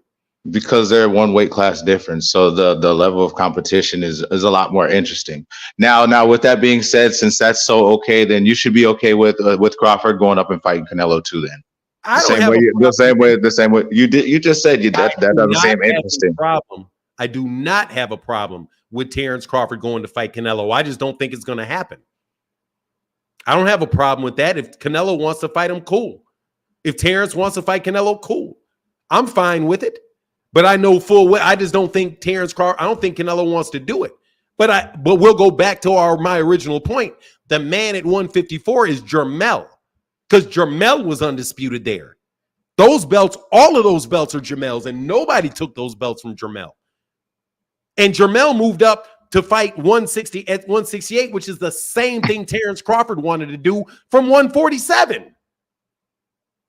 So it's okay for Canelo. Terence don't want to go up to fight Canelo, but it's not okay for Jermel to, because Terence is waiting on Jermel. No, that's not what I said. That's not what I said. You throwing words in my mouth. Nobody said that it wasn't okay. Nobody ever said that it wasn't okay for him to do that. Then why do you have an issue with Jermel being the man at 154?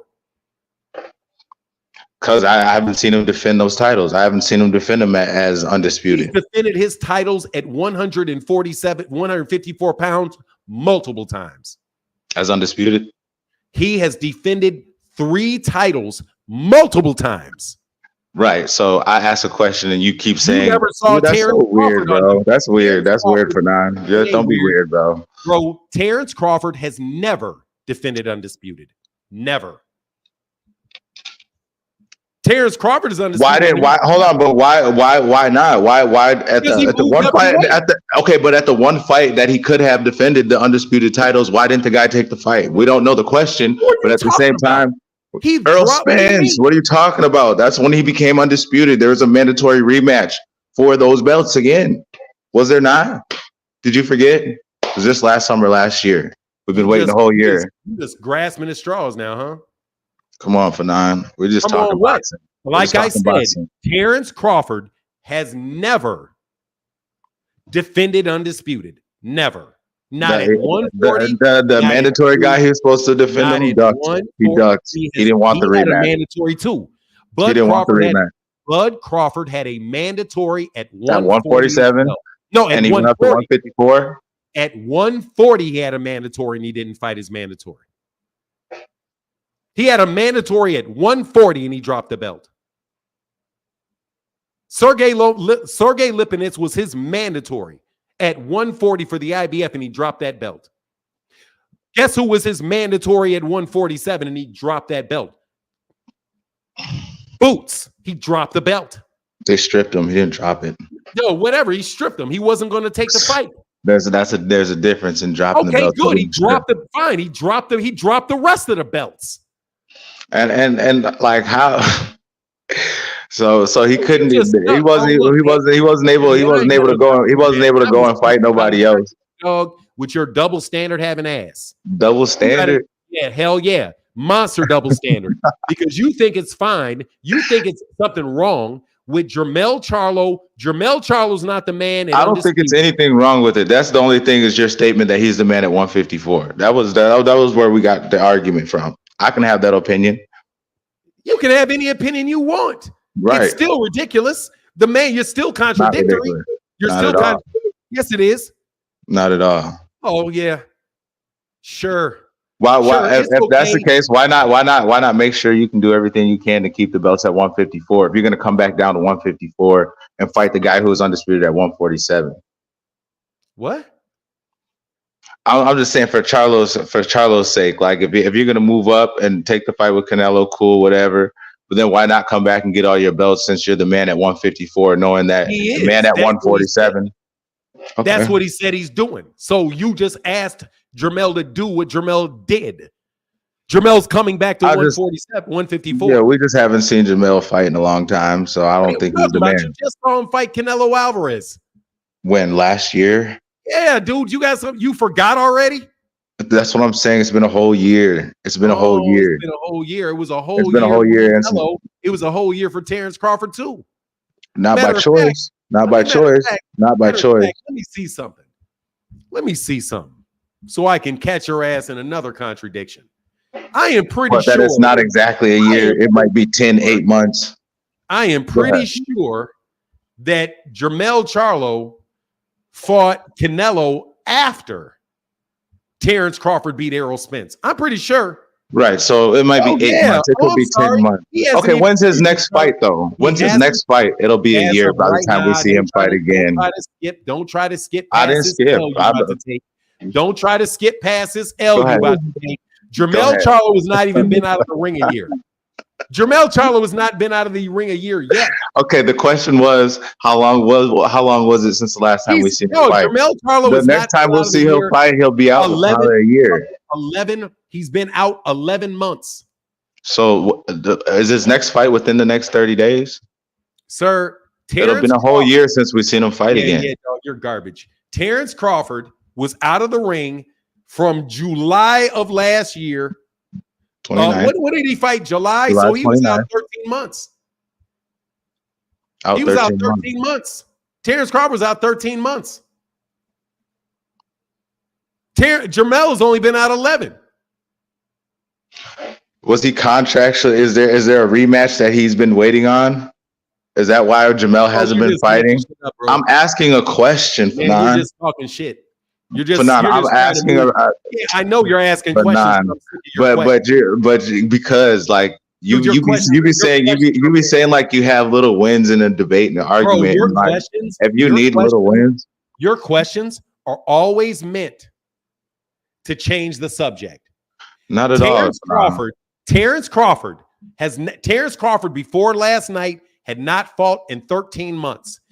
As of this minute right now, Jermell Charlo fought 11 months ago. Okay, and as of this minute right now, when's his next fight? When is his next fight? So that means is he booked for a fight? Charlo, that means as of right now, Jermell Charlo has not been out of the ring as long as Terence Crawford was out of the ring after the Errol Spence fight. And I don't know when his next fight is. They may announce this shit tomorrow for all I know. They might not. Yeah, no, but they may.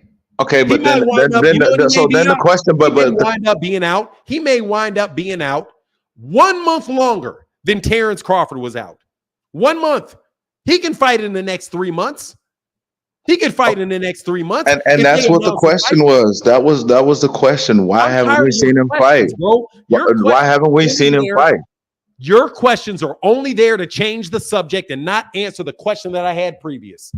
You keep asking questions whenever I make a point so that you don't have to answer that question.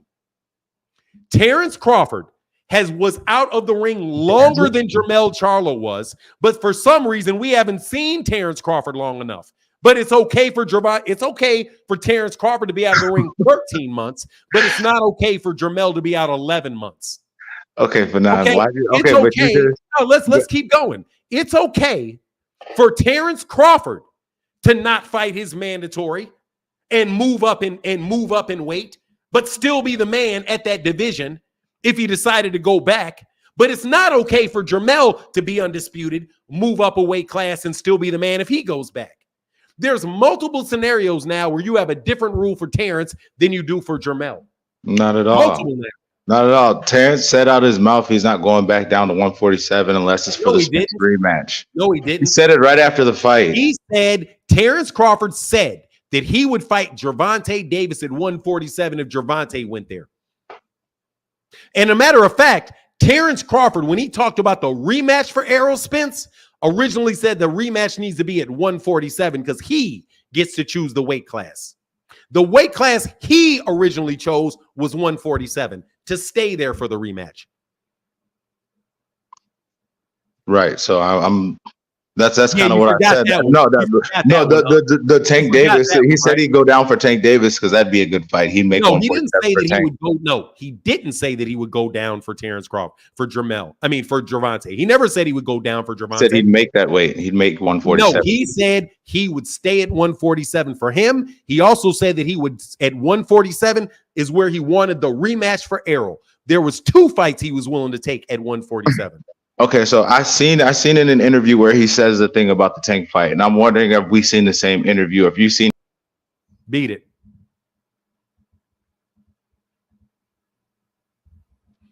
Michael Manibus, how can I help you? How are you doing, Fanon? I'm well, sir. How are you? Great. I'm a fan of you, so please be nice to me, man.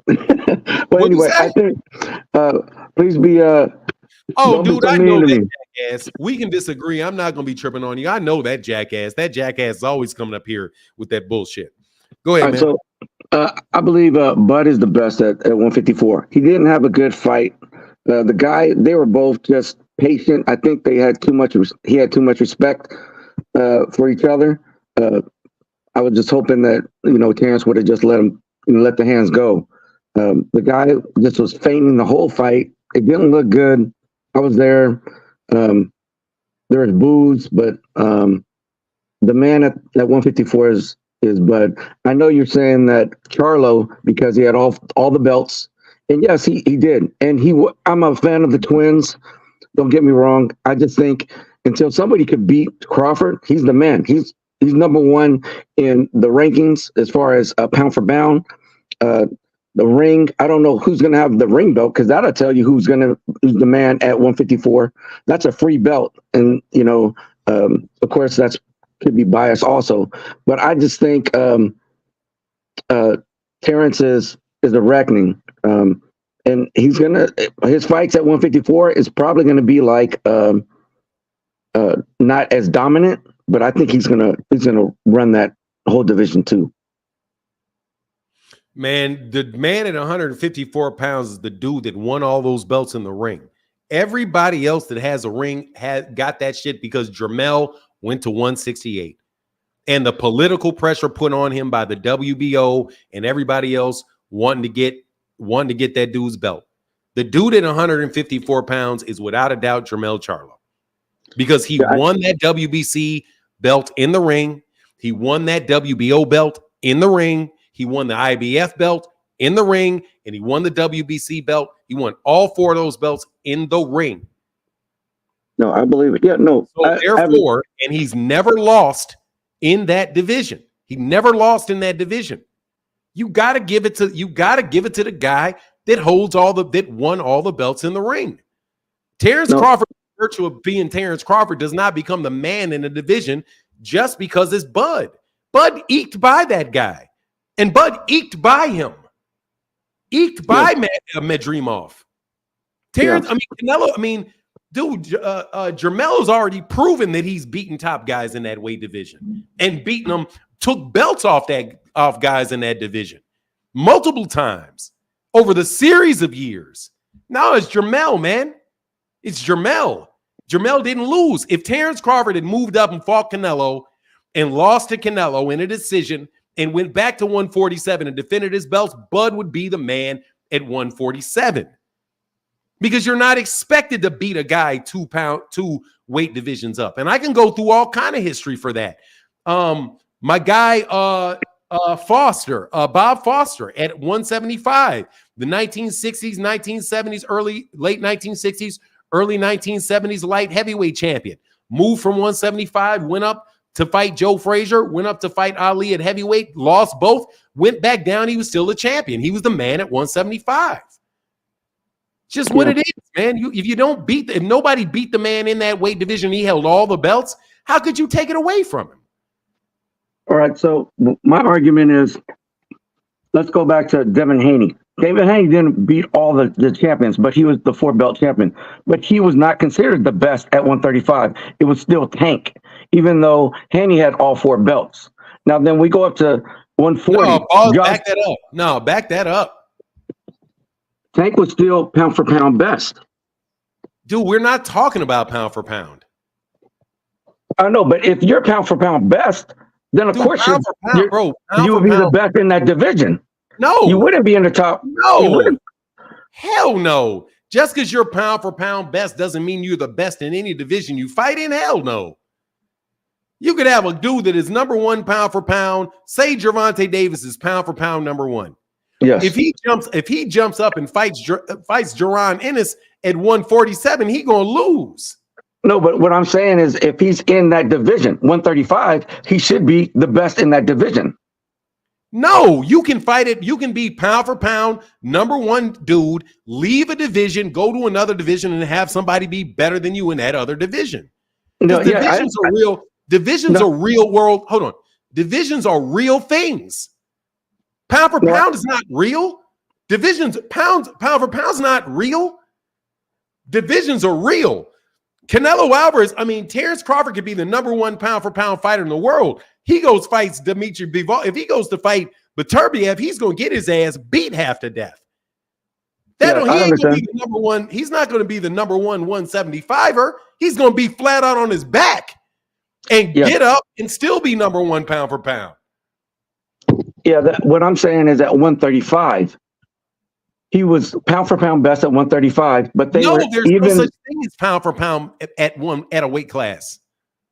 I know he's a pound for pound at 135. There is no stop saying that. Okay, what I'm saying is no, you got to stop, bro. There is no pound for pound discussion in a weight class. Pound for pound has nothing to do with the weight class. So you can't say he's pound for pound number one at a weight class because pound for pound means all weight classes. You can't do pound for pound for a weight class because they're both 135. It's the same poundage. One guy weighs in at 135, the other guy weighs 135. There's no pound for pound there. Okay, so let's take that all out. If Devin Haney had all the 4 belts, Tank was still the best at 135. Can we agree at that? I don't know that, no. Okay, so then we'll go up to 140s when Josh Taylor had all the belts. But when Devin Haney went up and beat Prograis, they labeled him the best at 140s. Who? Well, I mean, the rankings. Labeled who the best at 140? Devin Haney. No, they didn't. After the fight of Prograis, they did. No, they didn't. First of all, Josh Taylor had already lost all of his belts before Devin got there. And I do believe that Teofimo Lopez had already beaten Josh Taylor before Devin even got there. No, it was afterwards. And they said that Teofimo should have been like the face at 140 because he beat the one who beat everybody. Because Josh Taylor was a champion. But they still had Haney. Hold on, man.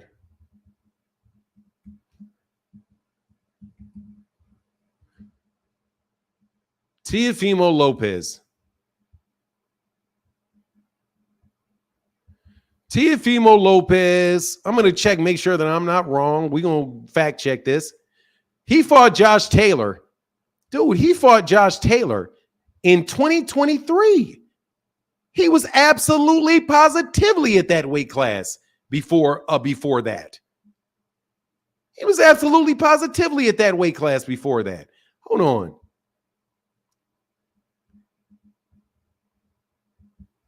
And the Prograis fight was before that. Oh, hold on. But he wasn't pound for pound. He wasn't the number one guy after that.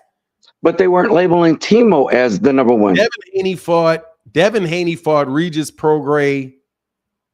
No, he fought him after. He fought him in December of 2023. He fought him in December of 2023. No, Teofimo Lopez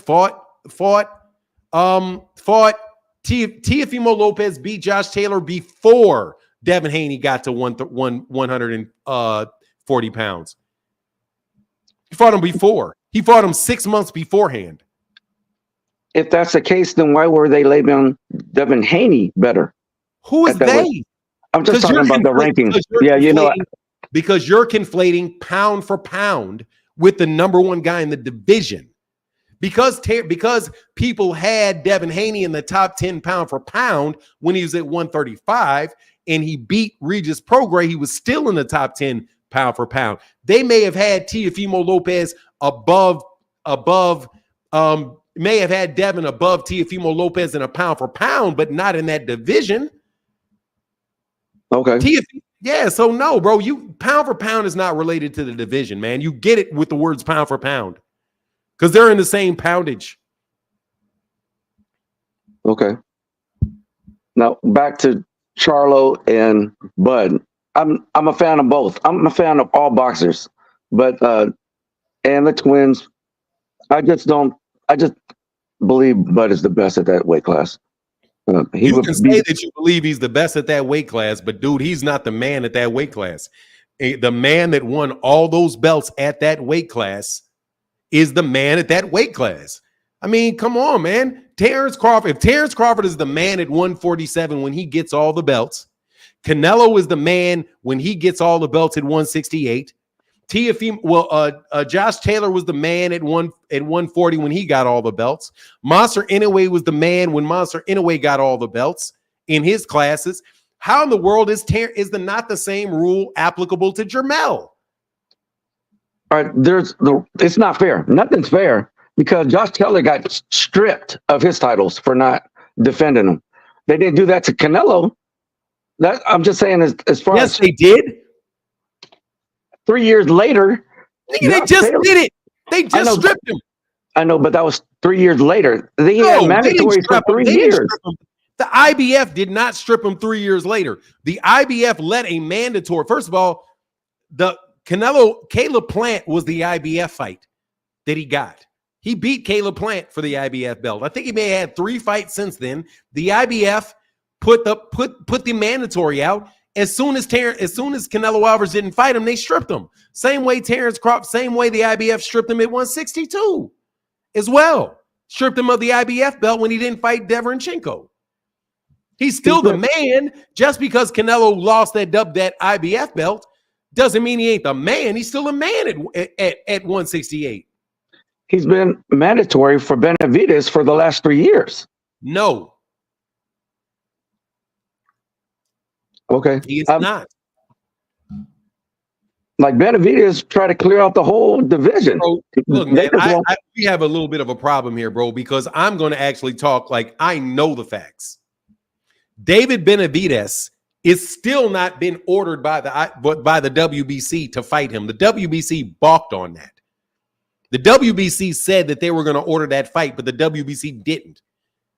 After the time that they said they would.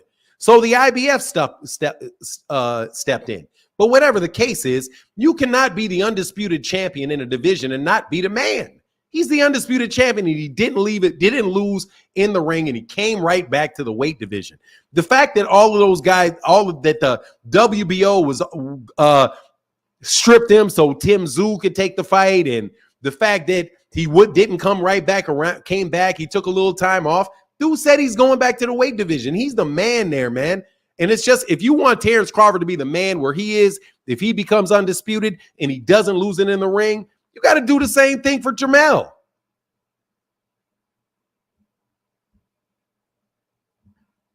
You left? No, I'm here. No, you're right. I'm just saying, I like to see the fight if he'll take it, because he seems like Crawford wants that fight. Wants what fight? The Canelo. I mean, Charlo. No, last time he said he don't want it. Well, when he knocked down Spence, he was looking at him, pointing at him. Yeah, and then after that, he said he didn't want to fight him anymore. Okay. The last word for him is he doesn't want to fight Jermell. What's the last word from Terence Crawford about Jermell? He don't want to fight him. Yeah, I don't think he should go against Canelo either. Said Jermell was very clear. Said that he was going. Dude, Fred the Jig, you got to click the link. The link is in the chat. You got to come to Fanon International Boxing to get that. That link is in the chat, bro. If you hit that link, you can get on there, either one of those. That link is in the chat, bro. You can most definitely click that link. Turkish Island Sheet sent a contract to Canelo with the Terence fight. He basically said it. Well, I guess he said that. No, he didn't. He did not send a contract to Canelo. No, he didn't. Did not happen. All he said was, hey, we're going to offer you something we think is fair. If it's too much, we're moving on. That's what Turkey Al-Sheikh said. He never sent him a contract. He basically said that he'll be smart. Well, it's not basically. He said he'll be smart to take it. Yeah, he can say all he wants. He can say he'd be smart to take it and all that. Canelo don't need. Canelo can do what Canelo want to do. He can, and Turkey Al-Sheikh can say what Turkey Al-Sheikh want to say. Canelo's still the man at 168. He's still the man at 168. Jermell is still the man. Jermell is still the man at 154 because he is not lost in that division and he won all those belts. And the same rules should apply to everybody the same way. You cannot name me anybody else in that scenario that wasn't a man in that weight division that they were in. In the same scenario, nobody. There's nobody that won every single solitary belt in a division, clears out a division, goes up 2-weight division, loses, but says he was coming back, comes back to the channel, and he ain't the man. Comes back and he ain't the man. If he drops the belts and he says he's not competing there anymore, okay, cool, he left the division. But he said he's not leaving the division. It's not Bud, it's Jermell, and Jermell deserves that, man, because Jermell won all those belts the same way Terence deserves it at 147 because he won all the belts. And it was only when he took a belt in another division and said he's not going to fight at the division anymore that somebody else can become the man in that division because he moved on. But Jermell didn't move on. Jermell is still there, so he don't get it. Yeah. All right, Michael, I'll get back with you, man. Thank you, sir. Take care, Bernard. Thank you. Oh, also, one more thing. You're asking if the Saudi money is real. I went to that fight. The tickets were cheap, and they went all out. Like fireworks. Like I've been to several fights. This is probably the best fight I've ever been. Fight card I've been to. Although there are some judges' decisions that were kind of skeptic, but they had Eminem out there. They brought him out. They were sucking up to Turkish Al-Shid through the whole freaking thing. They brought out an honorary belt. It's crazy because we were in LA and the Nevada State Commission came out to award him to the Hall of Fame, honorary Hall of Fame trophy, which was all sucking up. But I believe that Saudi money is real. Saudi money is very real, bro. We know the Saudi money is real. Yeah. The thing is that American money is very real too. Yeah. No. Yeah. You know what I'm saying? Yeah, no, you're right. You're right. Mega American, you'd be surprised, man, how much money people got in America. Yeah. No, I'm just saying, I think Turkish Al-Shid probably sponsored or funded that whole event. Normally I pay like, several hundred upper thousands in the regular fight. Last minute? Did you buy your tickets last minute? I did buy it last minute. Yeah, they cut the prices in half because they weren't selling. Oh, okay. Yeah, that's how you got them from someone got it so inexpensive. There was a grip of tickets available last week, and they slashed the ticket prices like down to a third. Okay. Yeah, that's why it was so cheap. $900 floor seats, $700 floor seats, that close, because so many tickets were available, and the resellers all dropped. All the people that bought it trying to make a profit, they cut the prices on their resale tickets, and they cut they cut the tickets significantly. But let me move on, bro. I'll get back with you, Michael. You take care, man, and thanks again. Yes, sir. Anytime, man. Pleasure to speak with you, sir. Peace.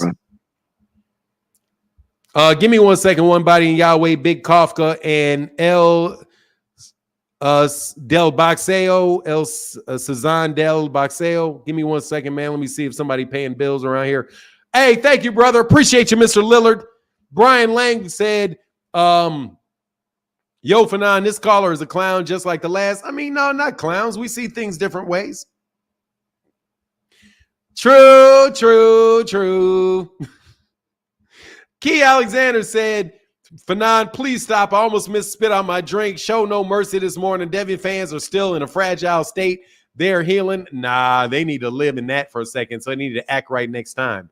Derek Choice said, Madrimov is a natural 154-pounder. Frank could barely stand at the weigh-in and could barely talk. Tank is not on Bud's level. What? I don't see the connection between the two of those, Derek Choice. My guy, Mike Kirkland, thank you, brother, said, respect to Anderson and Bacoli for a good fight. Anderson gave effort against that big, strong dude. Yeah, he did. But he got his ass whooped, and that hurt. Hey, Dre's uncle said, hey, Fanon, they sent me a new credit card. I'm back. By the way, what happened to my... Okay, I got you, brother. Thank you. Andre Noble said, for the Latino women. Man said I was cooning for Latino women. That man said I was cooning for Latino women. Where's the Latino women? Where you at, baby? Where you at? Where you at? One bite. What's up, Jeffrey? What one biting Yahweh? What up, man? Hey, wait, first of all, wait, hold up, swole up. Andre Noble, there is no such thing. Well, there is in this day and age as a Latino woman. Because Latina. yeah, he put a Latino. That's one of them them Transformers. You know what? In disguise. That's what I hear about that one. So yeah. But anyway, I always come in here playing a little bit, but today I'm gonna be serious and stuff like that. I want to say shout out to you, the chat and everybody that came on. I'll be playing in the chat, but it's all the fun and games. But Martin, you present the way you present your lives, especially when you call fights, man. It's second to none, man. I could I put you on all my surround sounds while I was doing whatever I was doing. So man, and you did a hell of a job, brother. I pray that you always keep doing that and you expand and you grow and you rise up, brother. Thank you, man. Yeah, like I said, sometimes I poke the bear sometimes just to mess with you, man. But I'm always That's all good, man. What you yeah. on with this boxing though? I got like 3 All right, dudes. I'm gonna tell you this. Okay, I'm gonna change my name to Bocole Guacamole because that dude, he thick. That dude thick. That boy thick. Yeah, I don't know what to do with him, man. I don't know.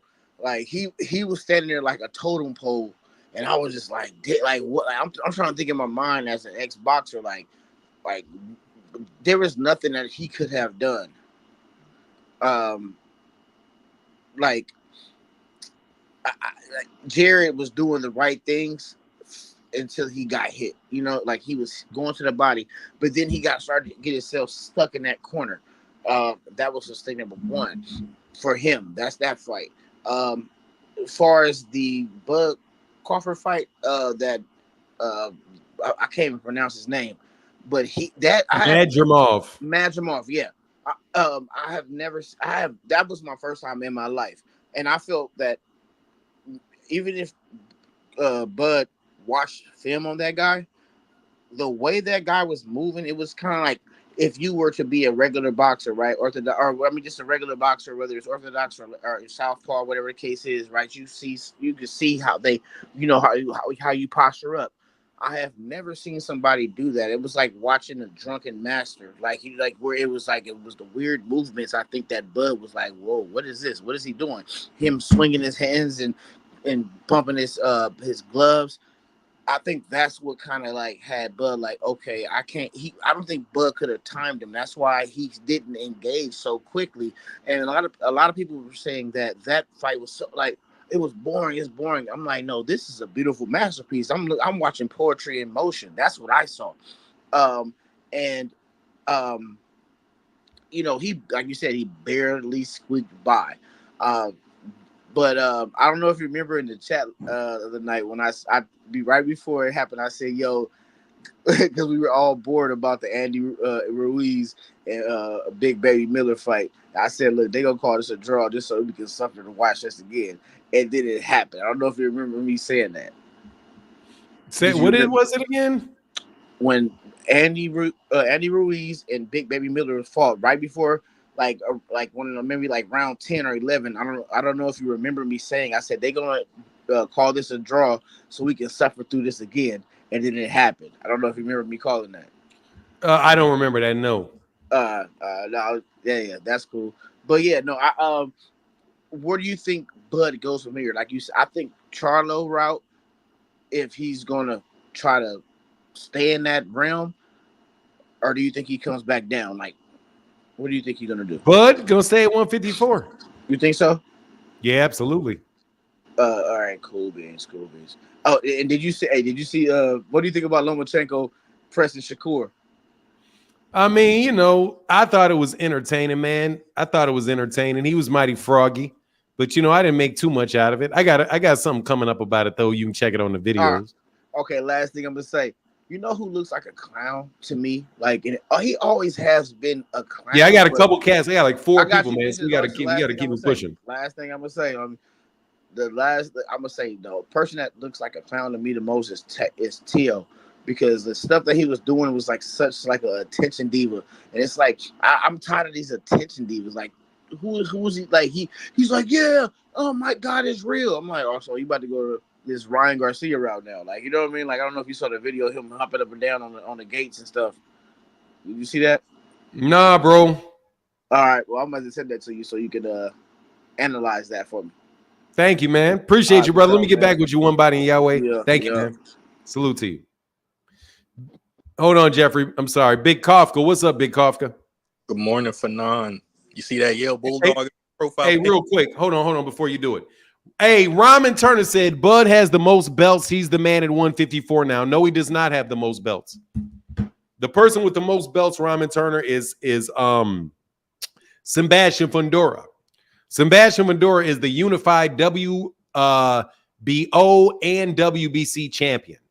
Terence Crawford holds one belt.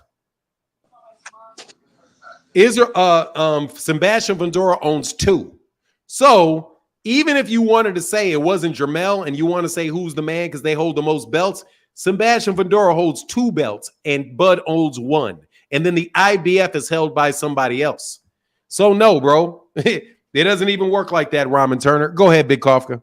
Good morning, yes, Bird 101. I got you, bro. I'm sorry. I did see that Bird 101. And you were right after that.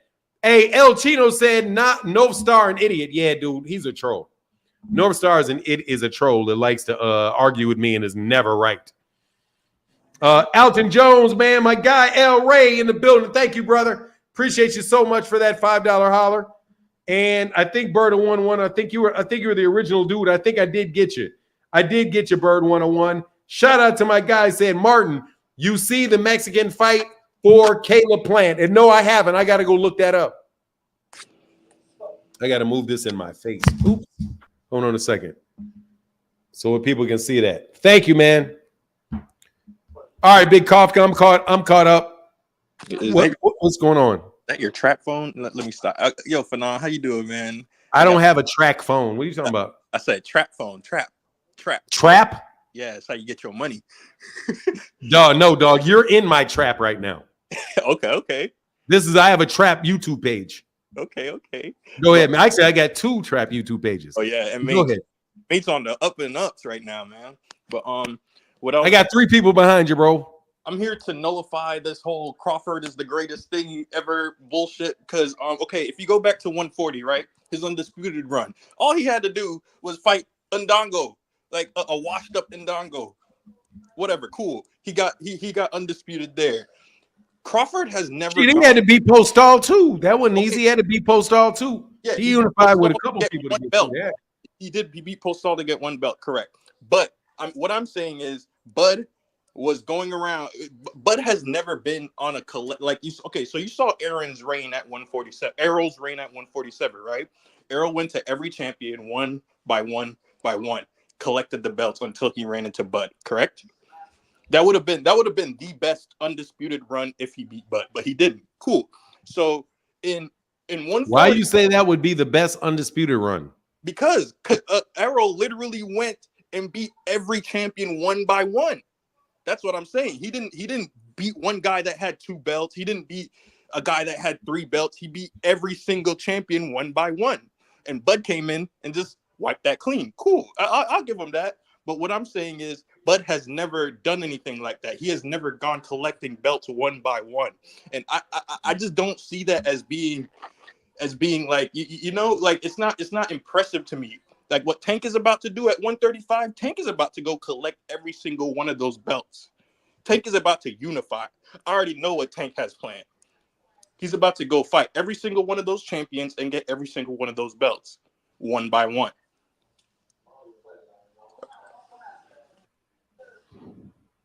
And I just don't. I'm sorry, bro. I'm a Bud hater.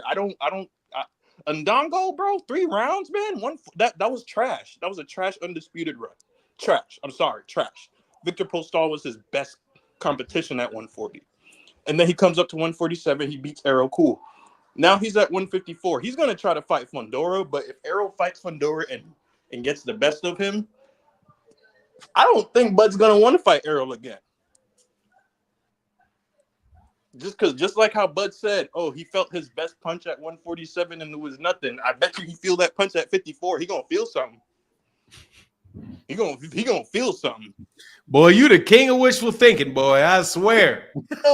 Ain't no wish in my well, man. I'm telling you, Man, there's a lot of wish in your well. I'm really still trying to think like if you go I back to the think 140 I think there was one vacant belt on the line. But Canelo got it from fighting 3 people. I'm pretty sure that Terence got it fighting 3 people. Terence got 140 fighting 3 people. Canelo got it fighting 3 people. I think I don't know if there's somebody that got it with 4. There may be. Who did Terence get his first belt from at 140? Whoever he moved up there to fight, I can't remember. Not Felix Diaz. It was Thomas Delorme, somebody. I don't know. It was I don't remember, but I don't remember him having 3 fights. But hey, I gotta move, man. I gotta move to the next dude, bro. I got a lot of people right behind you, bro. All right, man. Have a good one. All right, man. Get back, Big Kafka. El Sando del Boxeo. What up, man? I'm good, man. What's going on with you? Not much. I don't see nobody talking about Rayo and Pitbull. People been nobody's talking giving about Rayo all day. Talking about Rayo. Nobody's giving my man Rayo though. You feel me? Because Rayo did his thing. Rayo did his thing. Because the way I seen the fight from the first round to the 12th round, he grabbed Davis and Cabrera's blueprint and turned it around and did his thing. And another thing, I'll give it to Garrett Anderson about fighting Bakoli. That was a hard fight for him.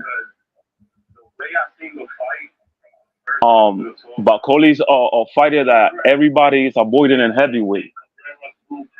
So it's crazy. And about Bud and Madrimov, I don't know. That fight right there is like funny. For me, it looked funny because once Bud came out in the first round, if y'all saw Bud, he came out as a southpaw. If y'all saw his fight before, he always comes out as an orthodox. So he knew that Madrimov wasn't a easy fight. Yeah, okay, yeah, he did. And about Ruiz and you got to turn your YouTube down. You have to turn your YouTube down because you were getting a lot of feedback. Got you. But yeah, whatchamacallit, about Ruiz and Baby Miller, I don't know. That fight, I don't know. That fight for me, if you seen the fight of Miller and Dubois, that dude in the 10th round, that dude was already gassed out. Like he was already gassed out. And seeing him fight against Ruiz, I don't know. But it's like I wrote in the comments. Let's see if dude passed the beta test. Let's see, because that dude didn't drop not even that. If you seen that dude didn't sweat not even a little bit. Yeah, you're right. I watched that whole fight from the first round to the 12th round, and I was like, hold on. Let me go back. When he fought Dubois, this dude, by the 10th round, he was already dead. Like, he didn't know what to do. Mm-hmm. And in this fight, yeah, you trained, you was with Bulls, his father, and whoever you was doing your camp. But, dude, like, you are 305 pounds. And in fighting at you, like, 315, 320, whatever. And you telling me that a big dude like that, no, man, for me, all them damn punches. Hey, he be throwing a lot of punches, bro, nonstop. I don't know. That for me, that sounds funny. For me in that part, that fight is funny. Fair enough. We'll see what happens. Gotta wait for the VADA to come out, or wait for the drug test to come out. Yes, sir. But hey, man, I just wanna let that be known. Thank you, man. Appreciate you, brother. Get on back, man. And congratulations to Rayo. He definitely did his thing, though, man. That was the star of the night. For real, really, all right, man. Of everybody out here, all the cards, dude. Rayo Valenzuela was the dude last night, man. We got Fred the Jig, then Jeffrey Brooks, then George Richardson, then Joe A. Fred the Jig, how can I help you, sir? Yo, what up, Fanon? I'm good, man. What's going on with you? Hey, man, I'm a big Bud fanatic. You know that. Hey, I'm even down with Bud running it back with Madrimov. I ain't scared. I'll run it back. But if they won't run it back, if Bud doesn't want to do that, I think he should go for Fedora. But I actually think that, like you said, Jamel has the open door. If not, with Spence. I don't know if the Spence and Fedora fight is still going on or not. I think that Spence Fedora fight is probably going to happen, yeah. Okay, well, that's good. So then I think Bud will still be in line because Charlo get his pick when he come back. You see what I'm saying? If WBA, he can probably force that WBA. You can also jump in with that. The WBO belt is a secondary belt, but he can probably jump in there. Yeah, he probably can jump in there for that WBA, and he probably jump in. Or Jermell may go fight that guy that's the IBF champ. But yeah. Yeah, if he fight the IBF champ, then I think that's when Crawford has to go take that other fight. He has to go take that other fight. I think. Sorry, I got they're playing in the background. No, you good, Fred the Jig? Okay, but yeah, I definitely think Crawford. It all depends on Charlo. Is what you said right there. Charlo has the right because we gotta respect Charlo for what he has done at 154. All right, Charlo makes his choice. Bud has to choose the opposite choice. And either way, I think we get at least two or three more classic fights at 154 before Boots Ennis say bumping and just move up. Nobody can stop me. You know what I mean? Yes, sir. That's all I got to say for now. And I ain't gonna hold it, but you just let me know what you think about those situations. For sure. We'll do, man. I gotta wait till I get a couple of these callers knocked down, but for sure. All right, bro. All right, bet, bro. Yes, sir. Yeah. I get to that. I think I addressed it a little bit. Maybe make sure I get to Jeffrey Brooks. Hold on, dog. Hold on now. Barbara D said you deserve more for dealing with these trolls. Yeah, Barbara D, there's a lot of people on YouTube that don't like me, man. It's like I get under their skin for some reason. I don't know why that is. And huge Joe A, who's making me sit on that L with Jared Anderson with the big $50 holler, brother. King of the super chat. $50 and more gets you to be the sponsor, bro, of the video for the $50. That's how I got to do it like that. Otherwise, I'd be forgetting. What up, Joe A? And then I see George Anderson. What's up, Jeffrey Brooks? Then I see George Anderson and the king of the chat today, Joe A. What's on your mind, loyal Terence Crawford fan? Always to the day he retired. But okay, so I'm calling in because I'm starting to notice, man, a lot of people is now, despite the win, the belt that he got, a lot of people is discrediting him because he didn't get the knockout and it went all the way to a decision, man. But let's be serious. Because he was looking shady out there. But here's the thing about that. Man, how many fights Mayweather went to the decision and he's still labeled as the GOAT? We can compare that now. Most of his fights went to the decision, but he's still labeled as the GOAT. He had no real knockout power, seriously, but he's labeled as. He's still labeled as. Did you see? Have you ever seen Floyd get hit with like 4 straight right hands in a row on multiple occasions? Yes. You're lying. Hold on, man. Who rocked him? Sugar Shane rocked him. I didn't say somebody. Nah, dog. I didn't say somebody rocking him. I said you seen him get hit with 4 straight right hands in a row on multiple occasions in a fight by somebody. I ain't never seen that, dog. Okay, so let me ask you this question. Was Bud Crawford, was his defense always been suspect? Has it not always been suspect? His defense always been suspect.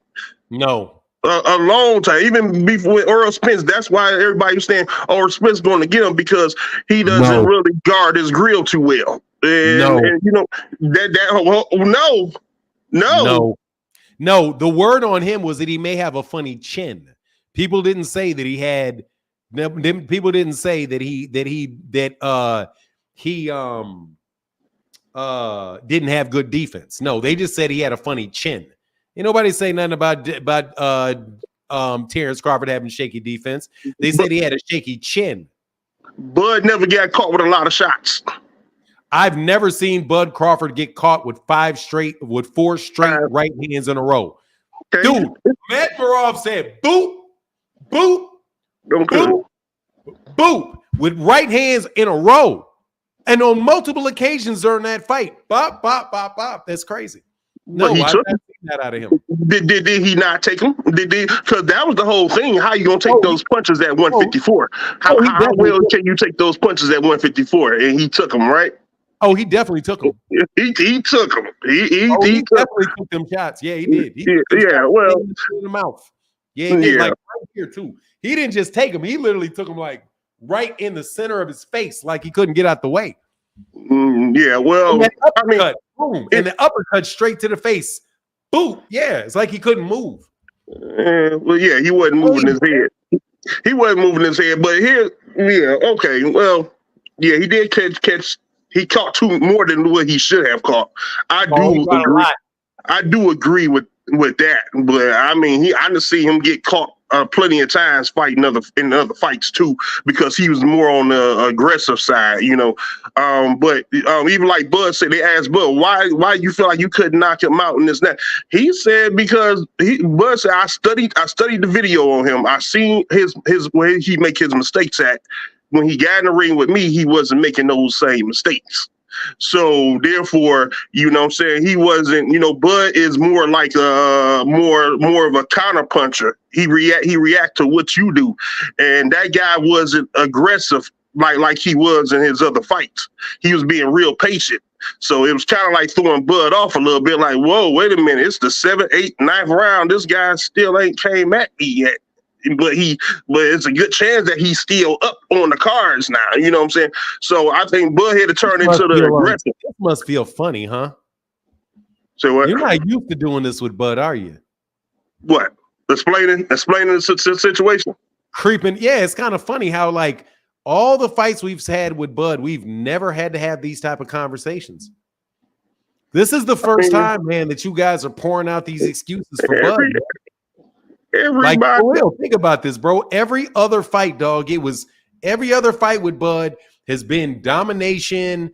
He's on one level, everybody else is on the other line. Now Madrimov got y'all looking at Bud like he kind of human, huh? Not really, because I mean, this is at the end of the day. Did he not go to 154 and do what he said he was going to do? Now, how he did, and the way he did it, and I mean, fine. Everybody's entitled. Everybody's entitled to be in. I mean, come on now. I mean, then what you making all these excuses for? If he went up there and he did what he's supposed to do, we shouldn't be having all this. We shouldn't be having all this because why do he got to be on a more downside now because he didn't get the knockout? That's my whole thing. Why is everybody on the downside? Yeah, why is he on the downside of his? Why he got to be falling off now all of a sudden because he didn't get the knockout? I'm not saying that because he didn't get the knockout. You didn't hear me. He could have went the distance in that at 154. He could have went the distance. That's not an issue. Okay. The issue is his ass getting hit with them 4 straight right hands in a row on multiple occasions like he can't move his head. That is what I'm looking at. I'm looking at all them the fact that Madrimov was landing on him like that. So it's one of two things for me. Or it could be a couple things or a combination of them. And I think one is fair. Bud is getting older. He's fought at a bigger weight class. His foot speed ain't what it used to be. He ain't able to get in and get out. He didn't look like the fleet-footed guy in the ring. The guy that looked like they were the fleet-footed guy was Madrimov. Madrimov was the one that looked like his footwork was quick and could get in and could get out and was bouncing around. Bud stood a lot of time flat-footed, trying to catch Madrimov on the way in and trying to catch Madrimov on the way out. Sometimes he caught Madrimov on the way in, but he almost never caught Madrimov on the way out. Usually those 3-punch combinations where a dude gets in there, Bud slips it, and he throws that 3-punch combination in and with that hook. Usually that lands. Dude, by the time that Bud got that last punch, Madrimov was way over here. Look at how he got out on him. That's the thing that made me feel like Bud is slowing down because he couldn't get them shots off before Madrimov was all the way out of range. Madrimov, he could even throw that overhand left hook, that overhand left, not the hook, over the overhand left. He could even throw that overhand left, and because he kept his head down so low, he could literally dip out on that, and Bud couldn't catch him on that. Man. So, I mean, it could be the weight. It could be the weight jump too. Now it don't have to be because he's slowing down. I mean, it could be the level of competition. When you're going up, the competition is going up too. So certain things might not work at 54 that didn't work at 47. You know what I'm saying? He's learning too. He's moving up and he's learning. So I would say, before saying that, I would say let him get another fight in or two at 54. Then say, okay, wait a minute, your last 3 fights was suspect at 54. That's just his first time at 50. That's his first time at 54. I'm saying let's not be so quick to judge that and say it's your age catching up, which, that's all I'm saying. Hey, man, he fought. What was his last? Let's talk about his last fights, bro. He fought. I mean, dude is kind of heavy. He's kind of heavy on the over the hill fighters. He's a little heavy on him. She's a little heavy on him. Well, over the last bit of time. Like, seriously, man, like I told y'all ahead of time. I told you before the fight started. I was like, look, man, Bud is looking real. This is the older fighters. It's not just Bud. Bud fought, let's go backwards off Bud's fight. He fought Errol. Before that, who did he fight? David Evanesian. No, he fought Sean Porter before. No, that. he fought he fought Sean Porter before he fought David. Right. I'm sorry about that. He fought Sean Porter before that. Right. I do believe before that he fought maybe he fought Amir Khan, or no, he fought Kell Brook. Before that, he fought Amir Khan. Dude, he's fighting guys. All those guys are older fighters. All those guys are older fighters, man. So he got in there. Now I don't know how old Madrimov may be 29, maybe 30. But has only got 10 professional fights. But, man, we'll see what happens when he gets in there with 26, 27-year-old fighters whose legs are faster. Benavidez was a younger fighter, but Benavidez only had one leg. So he should fighting those older fighters and fighters that are not that particularly that mobile. Oh, Madrimov is 29. So he's like 3 years old. He's 7 years younger than him. Now, Madrimov is not older than Bud is. Madrimov is younger than Bud is. Hold on, I'll see how old Madrimov is. I think he's 29 or something like that. I believe I heard. Yeah, I think he's 29, close to 30, whatever. Something like that. Well, I tell you what, I will agree with it. He's 29. Right. I heard somebody say his age showed up on there when he was doing a walkout. Well, I will say this. I will say this much. I will agree with this much. I will still because they trying to send Canelo an offer right away.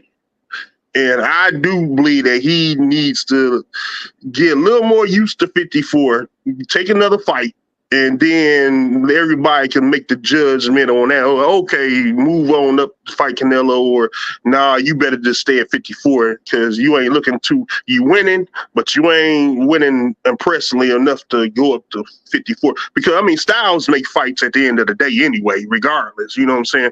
If he looking this bad against Madrimov, he can go up and look excellent against Canelo because, like I say, styles make fights. You know what I'm saying? That's what's really winning the fight. Is the style of fights, and him and Canelo have 2 different styles of fights. You say who? Gervonta? Man, Gervonta for one. Gervonta is too late. He's too late. We're not even bringing up Gervonta. I thought you said Gervonta. Who did you say? Dude, I said what I said was or the gloves, because he had his gloves replaced. Had to replace his gloves, so he had to replace his gloves, and all of a sudden he ain't knocking people out. Shots landing. They put some pillow softeners in there.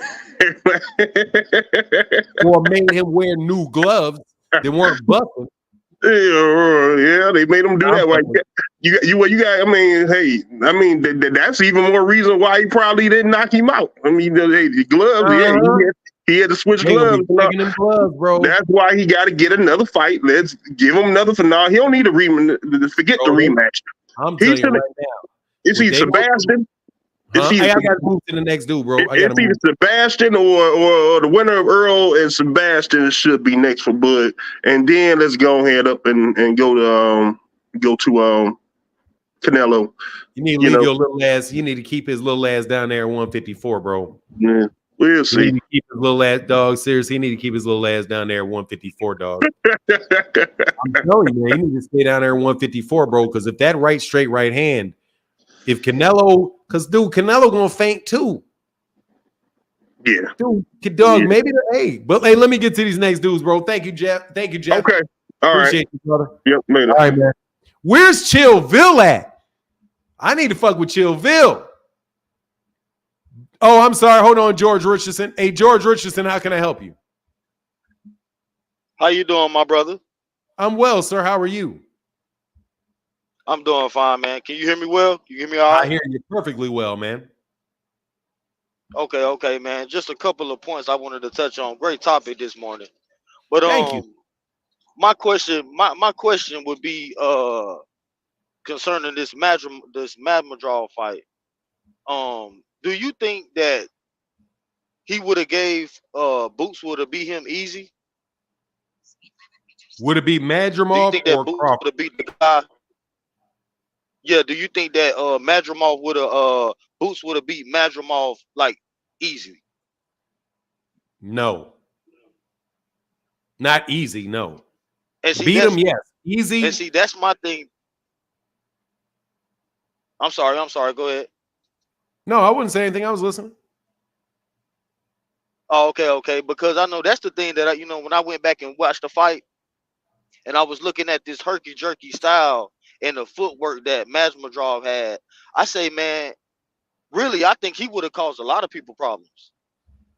Not just Crawford, because I think even like a Jamel, because what I noticed is that Madrimov was number 3 in the world, so he actually was gonna get a shot at Jamel if Jamel still held those belts.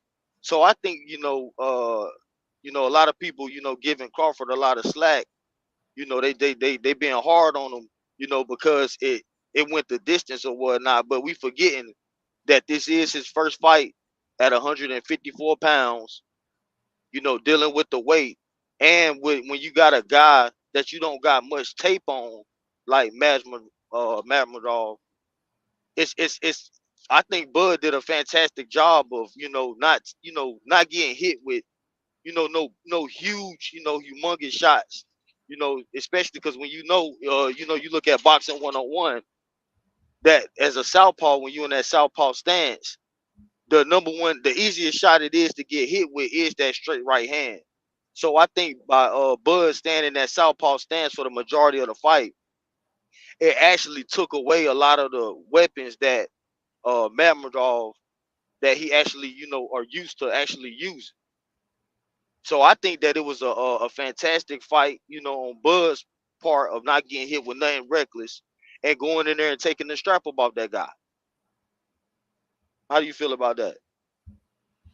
I believe that Madrimov, I don't think Boots will beat him easily, but I think Jaron Ennis will beat him. And I think that Jermell Charlo may very well stop Madrimov.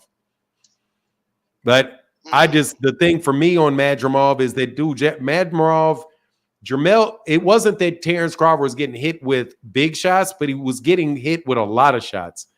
He got hit with a lot of straight right hands in a row. Like, that's the thing that stood out there to me on that. But I don't have a problem with it going the distance because fights are going to go the distance. He had, 9 knockouts in a row? It was a matter of time before he went the distance again. So for me, it's not really the distance thing. To me, it was the fact that Madrimov could get in on him and could get out on him so easily. Like, I'm telling you, man, I used to like when I was watching it. Huh? No, I was gonna ask you well, because when you comparing like Bud and Jamel, this fight kind of reminded me, or I would say that Bud had a easier time, in my opinion. You know, I know everybody got different opinions, but in my opinion, I think that Bud beat easier than Jamel beat Castano, especially You in that think first what? fight. I think because You think Jamel what? was getting touched up. I think that he beat Israel easier, like controlling the fight. I think it was an easier fight for Bud than the fight with Jamel and Castano. When Yeah, Jamel I fought think Castano's Castano, a better, but Jamel was getting hit a Castano's a lot better too. fighter than Madrimov. Castano's a better fighter than Madrimov. I'll take Brian Castano over Also, Madrimov. you got okay, okay, I okay, mean, okay, okay, Brian okay, Castano can fight, bro. okay, okay. I Brian ain't mad at that. Castano can fight, man. But look, man, I mean, different styles are different fights. You know what I mean? Like different files, different fighters, different sites. But I mean, different styles. I'm just saying is that my thing for Terence was that Right. was not. It was the slowed reflex. It was the fact that this dude could get out on him. Like, man, I'm telling you, go back and look at that fight. When Israel Madrimov did not want Terence Crawford to touch him, Terence Crawford couldn't touch him. When Israel Madrimov went on a defensive and was like, once he got done with his combination, how fast he got out of range before Terence Crawford could capitalize on him being in range is a disturbing thing, bro, for Terence, because Terence likes to catch people coming in and he likes to catch people going out. Coming in and going out. That's where I've seen him land most of his real, like he'll time somebody, wait for, like, look at the knockout that he had with Sean Porter. He knocked him out, what? Coming in. Knocked him out coming in. And then he'll do things like with who did he catch going out? He caught Errol Spence trying to get out damn near every time. When Terence Crawford, I mean, Errol would throw a shot and then Errol tried to get out. Dude, he's getting hit with everything on the way out. Who else got hit? Sean Porter got hit on the way in. Right. Kell Brook got knocked out on the way in. I believe Jeff Horn got knocked out on the way out. Shoot, he knocked out Yuriokas Gamboa on the way out. So it's like, I think his combinations, when somebody's slipping and trying to get out, he's really good at really. But when it was Madrimov, he couldn't do it. Madrimov could get off too, and then if he wanted to get all the way out, he could get all the way out. That escape route was there for Madrimov every time. That's what it looked like to me. But hey, George, I got to move on to the next dude, bro. Thank you, man. Peace. I got like four. We got to be kind of quick, real quick. Echo. Oh, hold on. I'm sorry. Yeah. Echo, what's going on, man? Hey, Martin, how are you doing? I'm well, sir. How are you? I'm really good. I'm just listening to everything and some of the fanboys coming on defending everybody and whatever. But about the Crawford fight with the Madrimov, sorry. Madrimov. I think it's Madrimov. Madrimov, yeah. Hey, real quick, before you go, let me get a couple of these. George Lillard with the super sticker. Thank you, George Lillard. Antisocial says, salute, just showing some love in the chat. Hey, man, it's needed and appreciated, brother. Ringside with LCD said, people talking about Bud not looking good versus Madrimov because we got used to KOs, but nobody talking about how Madrimov didn't look good himself versus Bud moving up. I mean, that's fair. Ringside with LCD, but don't nobody really care about Madrimov. Everybody's talking about Bud. APG said, A5A, that's who you want to be. A5A in the building. Again, shout out to them Noob. Shout out to them AKA, to them A5As. No, I said AKAs, my bad. Shout out to them A5As, man. Shout out to the brothers. All right, I'm sorry. Go ahead, man. Are you okay now? Yeah. I'm good now, brother. The first round, I was very surprised because what Bud was doing, it was basically pouring with his lead hand. And basically what he was trying to do was draw Madrimov's lead. But what he was doing, Israel, basically what he was doing was have a non-committal feint. It was a short feint. And the reason why he was committing that way, because he didn't want to commit, and neither did Crawford too much. And the way that would have changed around if Madrimov would have been feinting a bit longer and a bit slower to draw the lead. And you're right. I mean, as far as getting hit, he got it too many times. And I saw him get it 4 or 5 times on the trot.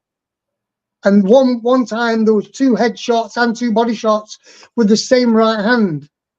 Now, the only way that Crawford really won the fight was because Madrimov didn't really his output. It was his output, but he landed the bigger shots. You know, the actual power shots. Mm-hmm. But you don't win a fight by doing that. You win round by round, as you know. And I think if they do fight again, personally, Madrimov would do better because he knows that he'll have to commit. And this is down to the corner of Crawford. They know that he had to steal, the last 2 rounds. And I don't know why these boxers do this. They leave the fight to the judges. And nobody really nobody really does this very rarely, where they commit to the last 2 rounds to make sure they win, because that's a big defining factor whether you won the fight or not. If Madrimov would have been more, say it would have been a swing round for the 10th and the 11th, and he won the 12th, he would have won the fight. But as you said about Charlo, he is the champion. I can hear you. I'm going to be off camera for a second, but I can hear you. Charlo is the champion still. And until somebody beats him, and I don't really believe that a lot of people are going to beat him so easily, if they can, because I really believe he's the king of the division still. And he's shown that with Castano beating all the other guys as well, decisively. And he went through all the division. You know, he had a poor performance, when he lost the title. But really, I believe he won that fight still. And Crawford will have a lot more problems in the next year or 2 as he gets older. And people, know that the facts that he's going to slow down. He will slow down. He will. But it's not fair to put Charlo as a no-opener because he lost to Canelo. That's just not fair. Because very few people have won the title, gone up 2 weights, and took over. Duran did it. Obviously, Henry Armstrong did that. He went up 3 weights.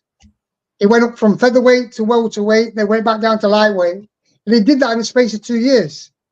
Same as Tommy Hearns did that with Juan Rodan. He went back down to fight Juan Rodan, but he went up to fight Dennis Andrews and went back down to beat Juan Rodan for the title. So you can't really judge what's his name too harshly. It's not fair. No, it's definitely not too. It's not fair to judge him on that. He knew when he landed that move left. to the next guy, bro, pretty quick. I'm just going to say this quickly though, but he knew when he landed that left hook in that fight, he thought, "Oh shit!" Not a blink from Canelo, because Canelo's got one of the best chins in boxing for sure, and it's going to be a difficult fight if Crawford ever fights him. It will. Sir. Anyway, I'll leave it to it. I just thought I'd come on and give you my piece. And we just got to be a bit more not fanboyish with all these fighters and understand that people win and lose and they don't do well some fights. Anyway, I'm going to go. You have a good day, Martin. You as well, sir. Thank you, man. Get back. Thank you. I always like to break down. I'll talk to you soon. Yes, sir. Bye, sir. Yes, sir. Starborn 007, then Joe A. What's going on, Starborn 007? Man, good afternoon, good morning to the people, man. Hopefully everyone feeling fine, doing great. You know what I'm saying? Great sports talk. Yes, sir. I have a little light beef, man. I kind of feel you guys just be hating on Terence, man. Not in a bad. I know it's sport. I feel The man is 36, about to be 37. One, you know what I mean? You guys, you guys were saying he was scared of what's his face? He was gonna get run over in a close fight, but he's gonna get run over. He beat the living snot nose out of that dude. Out of who? Back, he beat the living snot nose out of Errol Spence. I mean, he beat the living snot nose out of Errol Spence. Hold on, dog. Y'all Bud fans. Bro, you always trying to take it back. We ain't talking about that Bud, that Errol fight. Is, when you beat somebody like that it was a big rivalry for years, and you move up, he gonna have a tiny letdown. But he's 36, about to be 30. He's older. He's 2 years older than Canelo. He's about to be 37. I mean, he ain't getting no benefit of the doubt at all. He's an old fighter. And he's still doing what he's doing. He moved up and won. I'm like, I don't know, man. I feel like you guys is hating. This guy he's an old man and he's still with it. Canelo been falling off since he been 32? He's 34. I don't know what y'all watching, man. Hey man, you hear that violin? You hear that? That's the world's smallest violin I'm playing for you, bro. Still hanging on to the glory days of the Errol fight, huh? I'm saying that should give him benefit of the doubt. Hell no. How that don't get? Hell no, because that's 147, and he was fighting somebody else. Hey, let me go. I'll let you slide though. Good, man. Y'all need to stop hating, bro. I'm not hating, bad, bro. It's getting I am fucking with him though. I am love the channel, bro. It's getting bad what y'all do, bro. Y'all shape it, man. Y'all do like what the media do. You shape it. Come on, bro. You wasn't doing that 3 years ago, Fernand. Come on, what bro. you talking about? You wasn't doing that, man. You wasn't doing what you've been doing the last 3 years. It's horrible, bro. What are you talking about? I can't watch the channel because I know y'all gonna kill Devin, kill Bud. I gotta sneak and watch the channel I love because y'all are ridiculous. But I love the channel, boy. It's all good. You let me say my piece. I love you. All good, brother. Barbershop talk. I mean, I'm confused here, bro. I'm bro, really I only have the last here. 2.5 years. It's hard to look at you. You went mute, man. Them lies. Hey, the camera ain't picking up them lies, bro. Bro, y'all are mighty hurt, man. I did not know that you Terence Crawford fans had such a difficult, because y'all sensitive constitution. I mean, it's almost like when y'all win a fight, when Bud wins a fight and dominates somebody, we can talk all kind of bad about the other dude and praise Terence. But then when Terence don't look that good, we supposed to remember the good old days. We're supposed to look back and remember all the great things he did. We're not supposed to see those 4 or 5 straight right hands in a row that land in his mouth and right hand up and down. We're not supposed to see that. We're not supposed to talk about that. We're supposed to say Bud's the greatest. Who's your favorite fighter? Who's my favorite fighter? Muhammad Ali. When he turned 36, he got hit with a couple more shots too, but he was still great. Yo, but you know, dude, I know it's the age, dog. I've been saying the whole live stream is his age. I've been saying the whole time it's his age. I say he looks old. He looks slow. He having a hard time getting out. That dude was good, man. That dude He's was good. And Bud is old. Good. That dude is good, and Bud is good and old. Bud was having a hard time catching him on the way out, man. I'm telling you, Bud slowed down. Now Bud has been adding a lot of power, bro. Bud has been a power puncher for the last several years, really landing big shots, bro. And hey, dude, he's slowing down a little bit, man. He's got all that muscle mass on him. You got at 36, go slow down. But it doesn't matter. He's weighing. How much does he weigh? He's fighting at 154, dude. He's walking around looking the same size as, looking like he damn near the same size as Andre Ward. Shit, he's up there that big. He's gonna slow down. That's what happens when you put all that muscle on you, man. Bud ain't no different. You put all that muscle on, add all that power, and your punches come slower. So your punches come slower. You get in there with a younger dude. He sees that shit coming. And he does this. He gets the fuck up out of there on that shit. Because Bud traded power, speed, and agility for power. And it showed up. He still won the fight. I'm not saying he didn't win the fight. I'm just saying, bro, he looks slower. And it could be the age, it could be the muscle. 112 on 2 scorecards. That's What'd you say? 8-4. He won 116, 112 on 2 scorecards, right? No, on 1 scorecards. And 150. So he won 7-5. No, he was one. It was 116, 112, 115, 113, 115, 113. Yeah, so he won 7-5 and 8-4. That's a pretty good fight. He didn't win 8-4. 8-4 isn't. Is 8-4 115, 113? Yeah, 8-4. Yeah, 6-6 is a tie. 7-5 is 115. 6-6 is 114, 114. Yeah, and then so 6-6 is 114. Yeah, so the 7 would be 115, 7 be 115, 113. Right, so it means he lost 5 rounds. That means he lost 5 rounds. He lost 5. He lost 5, not 4. He lost 5 rounds on those 2 scorecards. And he lost. No, you said he lost. You said he won 4. I thought you said 4. No, I said he won 8 rounds on 1. I thought it was 2, but it was only on 1 card, and he won 7 rounds on yeah, and he lost 5, and he lost 5 rounds on 2. Yeah, that's what I'm saying. That's and I was 4 just saying, on 1. Yeah, bro, he was only one round away from a draw. Well, he could have been 1 round for another 8-4. You could put he's one right now. 1 round changes. That 1 round changes on those 217, those 2 115, 113 cards, bro. And that's a draw. Well, what if it changed on the other way? It'd be 8-4. I mean, but there's no need to change it the other way because he won. If nothing changes, he wins. Man, you doing great. Appreciate greatness wise here, bro. He only got a couple more.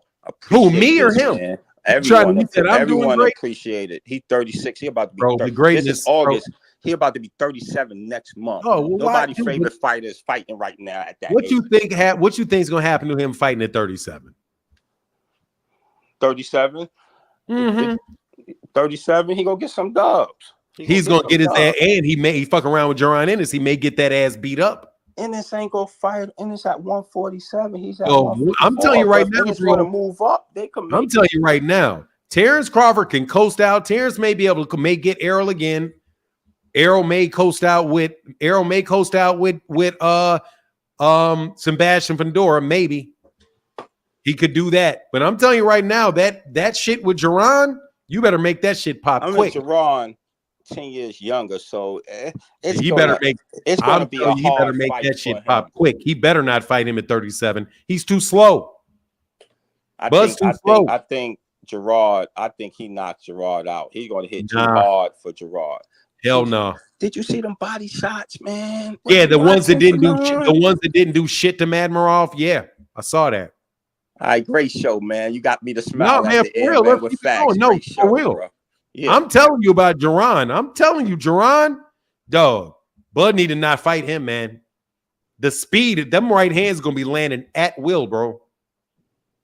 Telling you, them straight right hands gonna be landing at will.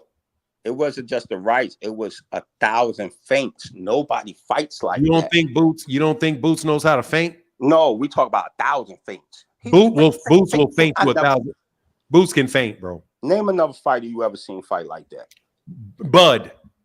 Not 1,000. Bud threw more feints than Madrimov did. Then name somebody else who did more feints than the whole fight. Floyd Mayweather feints his ass off. Mayweather don't feint that damn much. Man, but it don't matter. If Bud is susceptible to a lot of feints keeping his hands at home, you better believe cats are going to feint. So Gervonta knows how to feint, bro. Gervonta knows how to foot feint. He knows how to feint with his hands. He knows how to feint. And if Bud is just going to try to catch him coming, I'm telling you, man, if Bud is just trying to catch him coming in, dude, Gervonta's got a longer reach. I'm asking you this, Fanon. Say that fight you didn't see what you wanted to see. You think a person, he can't look and be like, you know what? I need to adjust on this. You know what I'm saying? This is. I think he's old, dog. I'm just telling you. I think he's old. It's Floyd and it's him. This his generation. Nah, dog. I think he's old.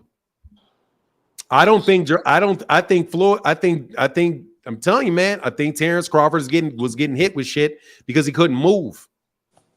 Because he got all that He weight. just didn't want to move. He could Nah, move. dog. He's got all that weight on him, bro. Bud is walking around, dude. Bud puts so much muscle on, man. He's got so much muscle on him now, man. Then he might have to adjust to that.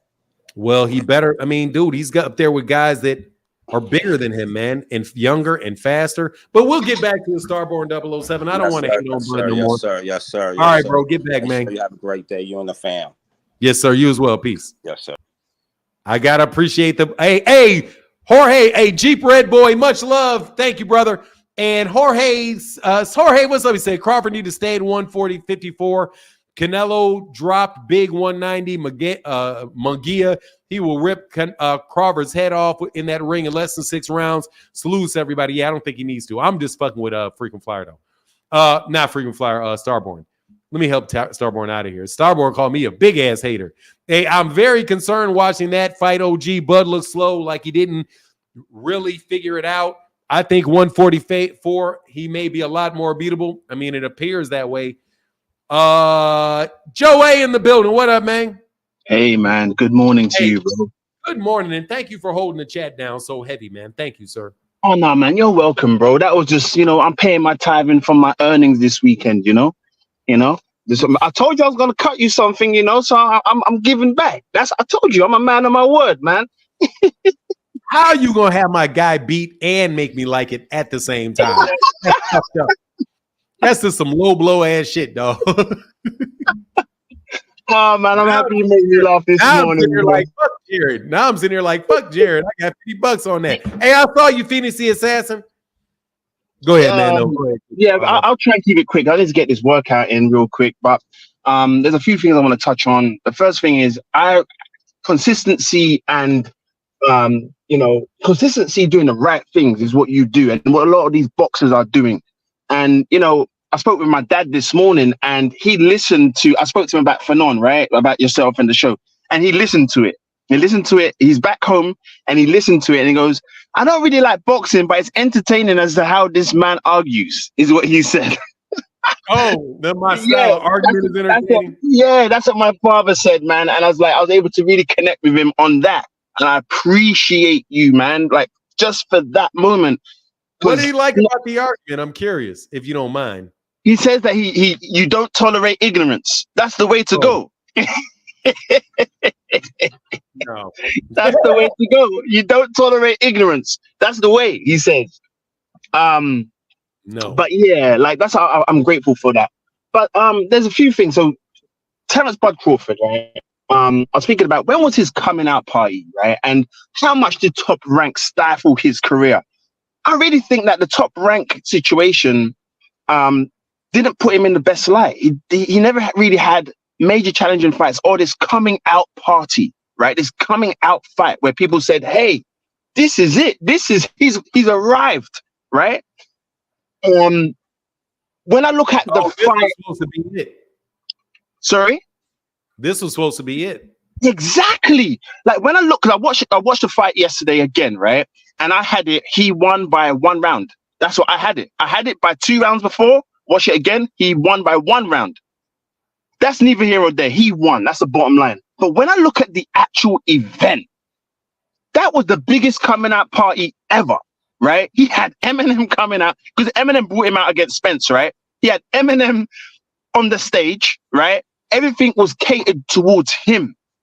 But I do not think that he had a great showing in front of the likes of Duran, Oscar De La Hoya, Scottie Pippen. All of these guys came out. He had a star-studded.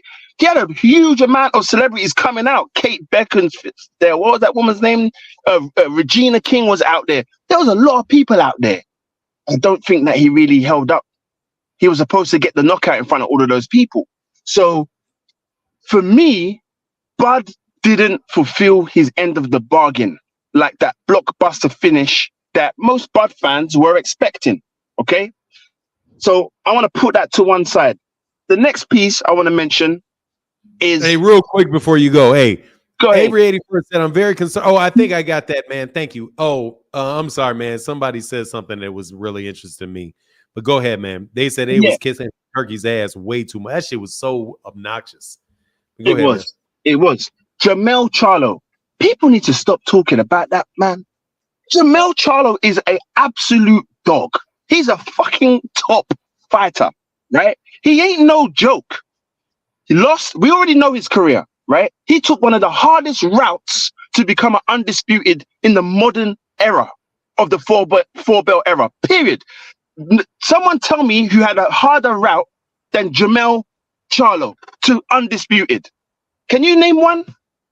A harder route to undisputed? Hold on. I think the only one maybe. The only thing I'm thinking maybe Usyk. No, not Usyk. I was thinking, let me see Bernard. Not at heavyweight, at cruiserweight, the Super 6. That was fucking tough. No, I'm But saying, I but still think Jermell's better. Let me see who got it. Give me 1 second, man.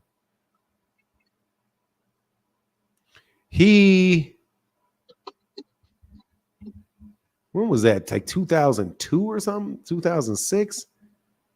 When did he fight? Howard Eastman, Oscar De La Hoya, William Joppy, Carl Felix Trinidad. He got one off Felix. He got one off Keith Holmes. Honestly, man, it's probably in the four belt era. Yeah, it's probably Bernard. I think it's Bernard. Hopkins. Yeah, Bernard got it with Oscar, William Joppy, Felix Trinidad. Okay. He won his original one he defended for so long. He got off of he had that IBF for so goddamn long. The See, IBF. that's my ignorance. That's my ignorance because I didn't really follow Bernard Hopkins' career like that. Window. I mean, but it's there. He definitely took a tough route to it. Very hard, very hard. So all of this talk about Bud's gonna knock out Jermell Charlo or Jermell Charlo is no longer the king. That other guy was talking about why did Jermell Charlo duck Bud to go and fight Canelo? I'm like, what kind of double standard talk is this? He went to go and try and be great, man. Jermell Charlo is one of the best fighters in the past 10 years. I'm telling you, he doesn't get enough. I got a guy right behind you, bro. I got a guy right behind you. Yeah, I got you. The last thing I want to mention, this is more more a fantasy situation. Jermell Charlo comes down, back to 154, fights Bud, right? Beats Bud, yeah? Beats Bud, because I think he will beat Bud. He's a real 54-pounder, right? He then Spence. Good fight, man. I know that. That would be a good-ass fight. Spence beats Fundora, yeah? He beats Fundora. That's going to be fucking tough too. Them uppercuts are going to really fuck him up. Them uppercuts are going to get Spence. But he beats Fundora. Then we finally see, because I don't think Bud will ever fight Spence again. But we could see Jermell versus Spence, man. That's what I want to see. If we can't get the Bud fight, the Jermell fight. That's what I want to see. But that's what I wanted to say, man. I just wanted to just put some flavor up, some international, coming off the back of Echo. We represented the UK flag nicely today. And I'll be back soon. Fucking UK people. Hey, How you got one of my favorite? First of all, Echo always coming with the fact in your ass. God dog. Made me happy Terrell got beat, dog. But you a man of your word, dog. All right, man. Peace, bro. All right, bro. Get back. Hey, nobody's waiting. That was the last couple dudes jumped off because it was taking so long. Changing your tone don't make it a great fight. What you mean? Phoenix the Assassin or the dude that was on Lex. First one up. Y'all can jump up. Echo said Boots ain't beating Errol ain't beating Fundora. I mean, it'll be tough for him to do that. I mean, he has to come back like super freaking regenerated. You know what I mean? Errol will kill that Fundora thin frame. Hey, well, we'll see. AG, dude, ain't nobody talking to you, man, with all that crap you bringing around, man. Kick rocks, bro. With all your negativity, your negative energy around me. He said, you want the money, but not sell your soul. Yeah. Okay, beat him. You're talking 154. Beat Charlo. All right, so I'm going to wait. Otherwise, somebody said that they was up here. Bro, I sparred Lubin in the gym wars years ago. He's from. Oh, did you? You out here lying? Okay, I get you.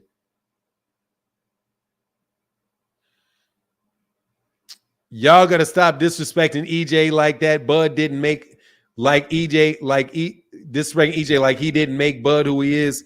Well, look, man, I think Bud. It's gonna be interesting to see what happens, man. It's shit plays out over time, you know.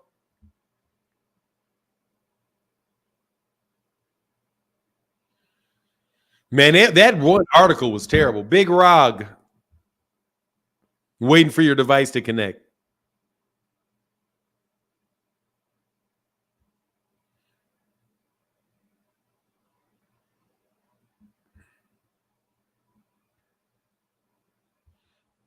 Yeah, I can't let you on, bro. You're spinning. Phoenix must have got busy again. I'm gonna put a couple links in here, man, before I head outy. Who's gonna hold hands with Turkey next time? Hey, dudes, certain dudes ain't doing that shit. They doing this shit. They doing that hand. They doing that arm shit. They're not doing that. Them black dudes like, nah, bro, I can't be doing that, man. I can't hold your hands with you, man. Because Gervonta Davis lost his next opponent. That's why. Gervonta Davis can't fight Isaac Cruz next, which looked like his next fight.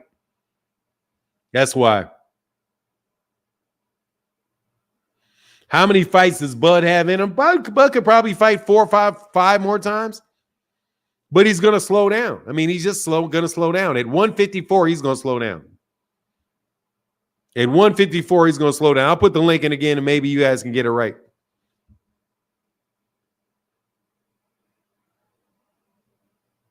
Yeah, I saw him over there. Yes, I did. Yeah, he could probably have, 5 at the tops. Because that's 2.5 years. 5 fights is 2.5 years. That's it. He don't need to fight to 40.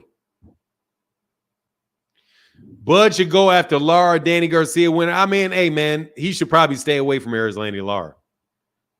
Bud should stay away from Erislandy Lara. I think that's a bad matchup with him and Erislandy Lara. What's going on, Big Rog? I can't hear you.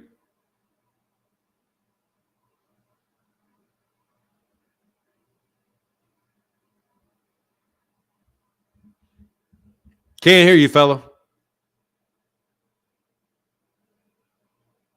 Yeah, I don't think that Boots fight's good for Bud.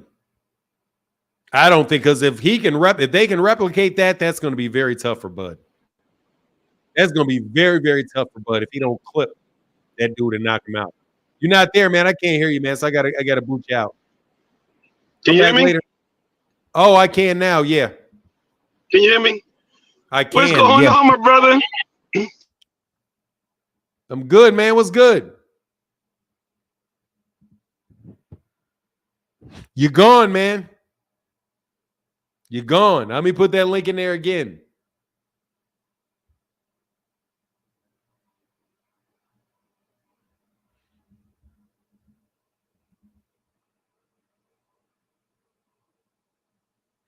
Boots' defense isn't that good, bro.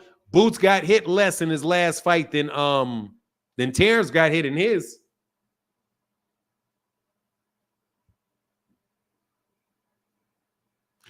Come on, Fanon. Lara's cool, but he's not. I'm trying to tell you, man, you better watch out for that matchup. I'm telling you. You better, man. You think that, Rick Timms? You better be careful with that Erislandy Lara, homie.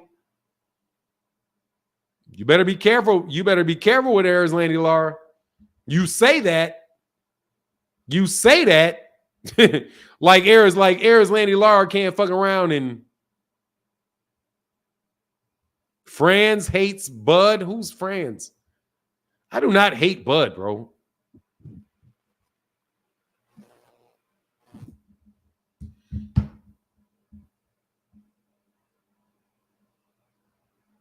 Shit, but Boots got hit less against Jerron than Bud did. Dude, pull out Bandit. Boots got hit less by Avanesian than Bud did.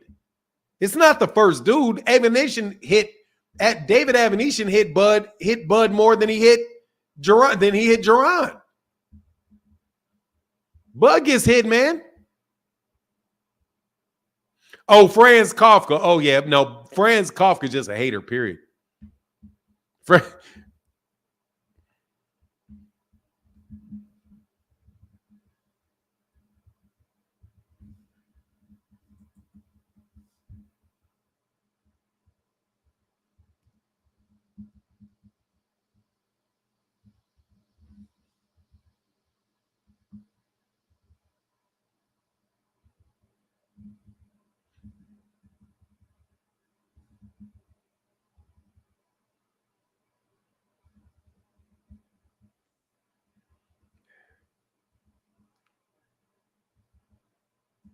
Hold on one second.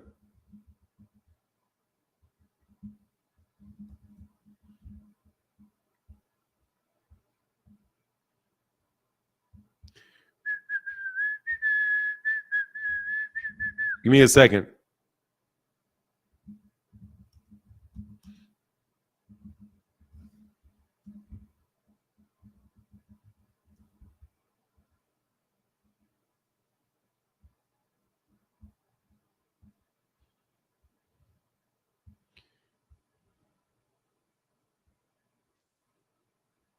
$53.48 is about the same amount.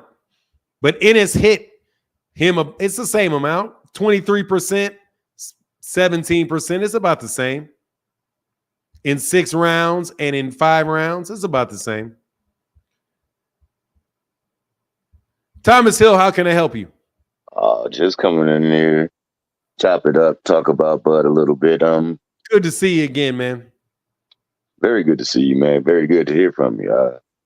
I agree with you with the takes on the fans, man. I think for somehow, some reason, some way, they got to spin stuff, and I don't understand why. I mean, it was a tough fight for him. You could clearly see that he struggled in this fight. He looked slower. He was struggling with the movement that Madrimov was giving him. I mean, Madrimov was hitting him soundly, solid, and you could clearly see it have a visible effect on Crawford. Crawford did what he had to do to pull the fight off. I mean, you got to give him his credit for doing that. But like Echo said, I mean, Boots is a problem for anyone, and it's a problem that he definitely don't want, especially when he's looking to cash out. Because he, like you said, he's not going to be here for too much longer. So he's looking for the big money fight, and Canelo offers him that big money fight. Now, the problem being is if he struggled with Madrimov, all of a sudden he's going to hit the fountain of youth and go up there and turn it up on Canelo, who hits harder, who takes, tougher punches, and who is still pretty effective with his defense, his elusiveness. That's something that, I mean, I'm not so sure would be a good move. I mean, it'd be a good move financially, but after watching the fight, man, I mean, I'm not so sure that that's a fight he really can even do anything to win. Now, I know there are so many people that says Bud get up to the fight and the fighter, but that was his time to shine. Like, he was supposed to put on the show, and I don't know if he actually put on the show like many people expected. I expected him to get him up out of there, but I was shocked. That being said, he definitely won the fight. I mean, he pulled it out, so I got to give him his credit for that, because that's a new division, and he's a champion in that division. But people got to be honest with what they see with Bud, man. Yes, sir. Well, thank you, brother. I got a couple guys right behind you, Tom. It's good to see you again, man. It's been a minute since you jumped up. Yeah, I haven't been. Yeah, you're right. But thanks for bringing me up, man. I appreciate that. Anytime, man. I'll get back with you, man. Peace.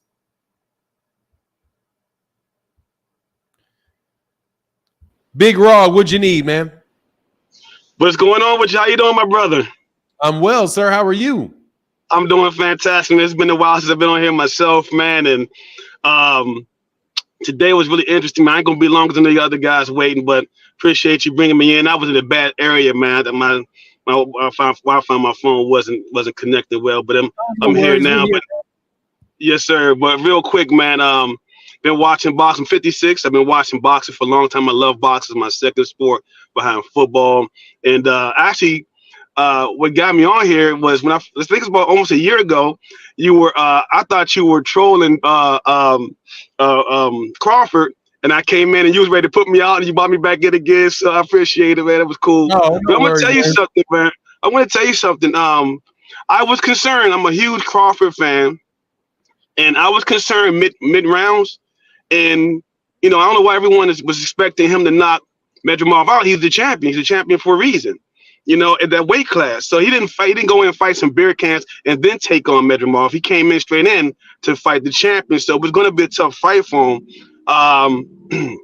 However, I just feel like that fight was even all the way up until round 11. And then Crawford, to me, what I saw was it looked like Crawford started to open up late. And I said, whoever wins this last round is probably going to win the fight. And Crawford looked like Crawford to me in the 11th and 12th. I don't know if that was too soon or late, but when I heard the judges say that it was a unanimous decision, I was really nervous. I said, oh my gosh, man, Crawford might lose this joint. It was that close of a fight. I don't think that he should fight Madrimov again. I wouldn't. And I think that he should go ahead. And Crawford talked about retiring. He said he may be retiring in a couple of fights. And I think he's going to go after the bag. He's going to fight Canelo. And he's going to have to probably fight the same fight and hope not to get caught because Canelo's going to be busier than Madrimov. That's just my opinion. What you feel about that? Oh, I think you're right. I don't think he's going to get that Canelo fight. He needs to stay away from Canelo because I just think that he's not big enough. I mean, when you start having guys at 154 taking them clean shots right on the chin, bro, he's going to get up there to 168, hit Canelo with something, and Canelo ain't going to blink. And then Didn't Canelo come down at 154 in his last fight? No, he was at 168 Okay. in his last fight. He fought the 154-pound champion, but he fought him at 168. Oh man, yeah, that's tough, man. I don't know. They'll have to fight a catch weight, and I don't know if Canelo's going to take that. Canelo ain't taking no cash, nothing. You're going to fight at 168. Wouldn't be surprised if he said 175. Like, nah. But hey, let me get to the next guy. Thank you, Big Rob. Yes, sir. All right, man. Appreciate you, brother. Yes, sir. All right, man. Yes, sir. North Star, how can I help you, man? Well, for now, what's up? I ain't trolling, but before you get out of here, before I do get out of here, it is Crawford is getting older every day, every year, and that's a fact. But I just think Madrimov isn't getting enough credit. He only got 10 fights, but he is a hell of a fighter. He had really good footwork, really good hand movement. He did bring something that we haven't seen Crawford, the feints. That was something, and it was just at a different weight class. So I just think that's being overlooked when it comes to this. But even with Crawford getting older, like the experience goes with him. He gets wiser. His IQ gets better as he's getting older too. So I just think that should be thrown in there too, looked at. Okay, for sure. That's it. Is that it? Yeah, that's it. I ain't come up to argue or nothing like that. Just no worries, man. If you don't just Madrimov. Huh? I just think Madrimov. I think maybe it's just probably the 10 or 11 fights we haven't seen him, never really heard of him, but just watching him fight, and even if you look at some of his, he is a really good fighter. He was a champion for a reason. And he's probably the hardest champion at that weight class. No, up until this point, who's a better champion than him? He only fought one time at that. He got a vacant belt in his last fight. Right, but I still think he's the toughest guy that got the belts right now. No, he ain't the toughest guy at that division. Hell no. Who's tougher? I think he could have beat Tim Tszyu. I think he could have beat Tim Tszyu. Tim Tszyu, Jermell Charlo, Tim Tszyu, Jermell Charlo, maybe Sebastian Fundora. Dude, Madrimov only fought, he had one fight and won that fight a vacant title. That's it. That's all he did. So even with Charlo, you think Charlo is a dog? You think Charlo would have done him like Castaño? Like that dude is not Castaño at all. Look, man, you like to change subjects a lot and ask questions that ain't got shit to do with what we talking about. That's the man at 154. What does Jermell Charlo have to do against Castano have to do with Madrimov? Man, Because styles make fights. I'm not talking about Brian Castano. I'm talking about Madrimov. I'm saying styles make fights. Styles what? Jermell Charlo was the man at that division, not Madrimov. Jermell, we just had that conversation. The man in the division is Jermell. Jermell is the one that beat everybody in that division, not Madrimov. Jermell.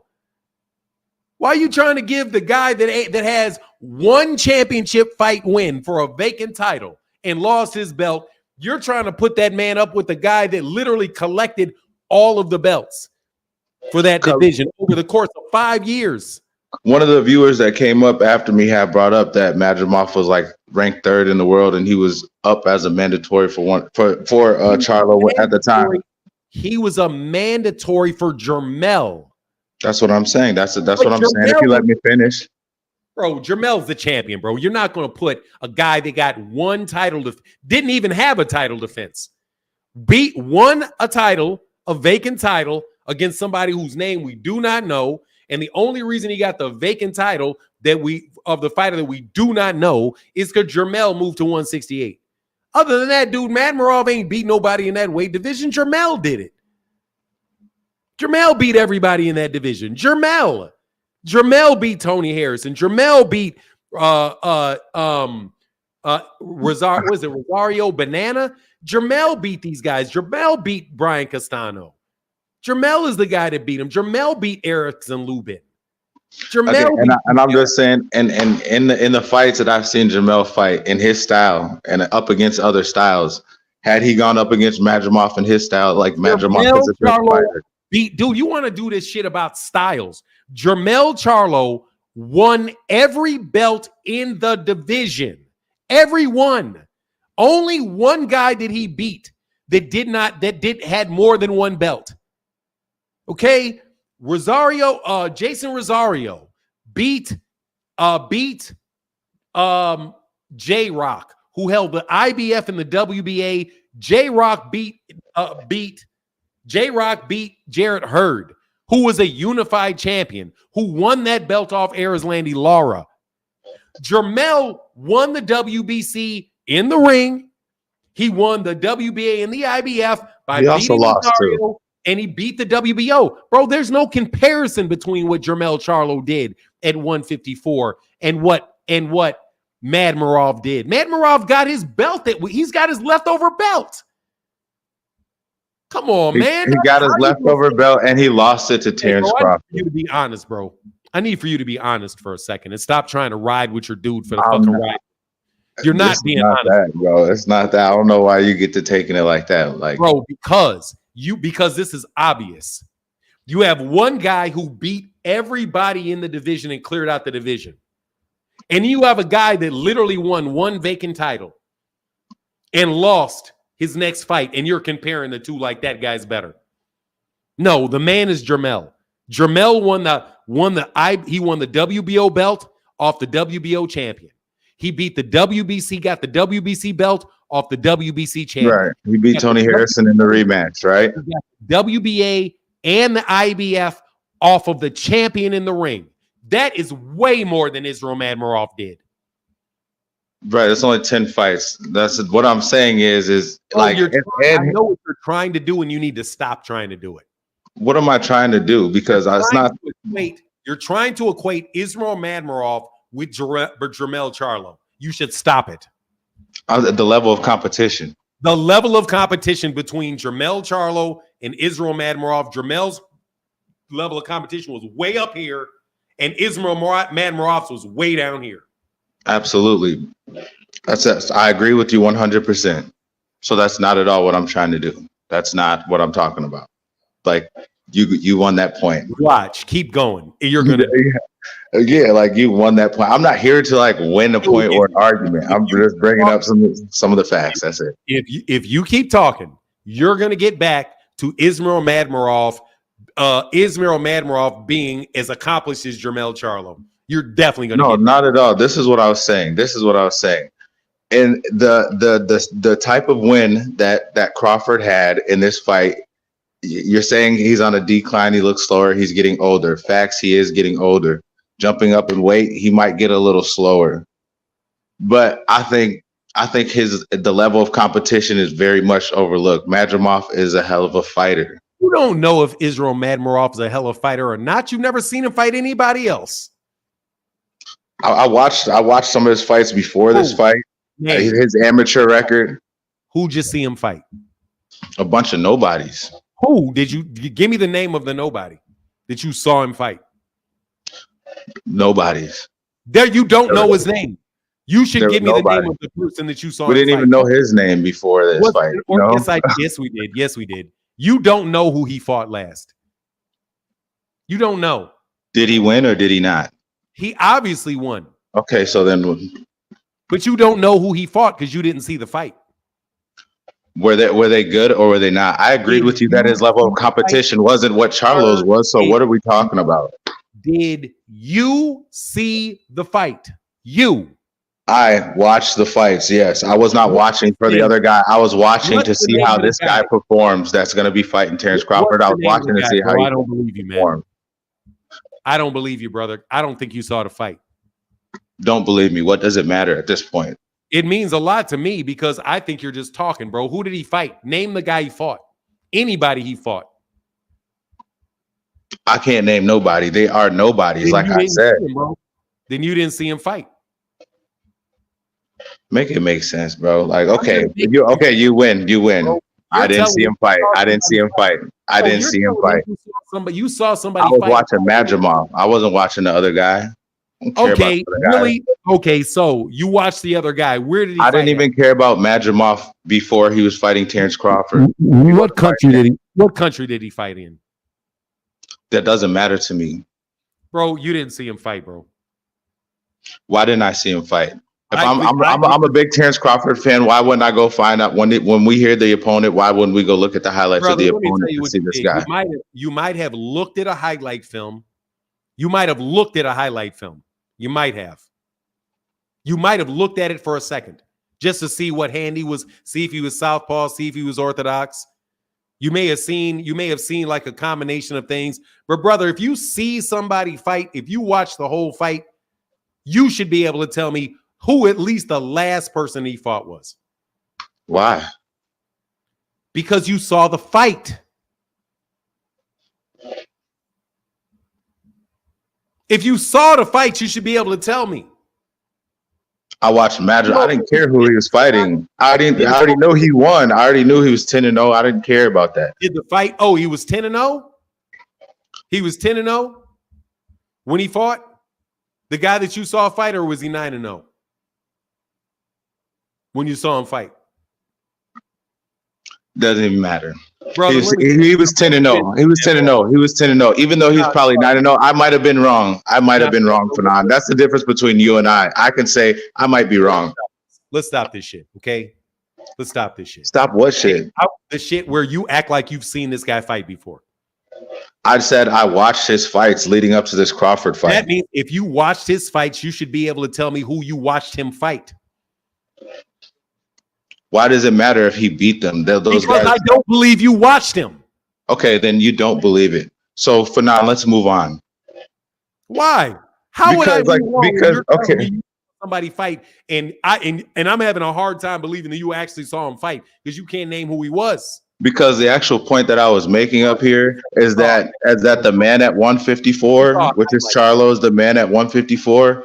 You saw some highlights. His level of competition were not as good as Madrimov. The guy that we saw last night, the guy that I seen in the 9 fights that he had as a professional, that guy is better than a Castano. That guy's better than a Tony Harrison. That's all I'm saying. That's all I'm saying. You're saying to me that Israel Madrimov had a higher level of competition than Brian Castano. No, that's not what I'm saying. I'm saying he's a better fighter than all of Jermell Charlo's competition that he had at 154. This was the next guy up at 154. You're high as a kite. You think Brian Castano is better than everybody Jermell Charlo fought?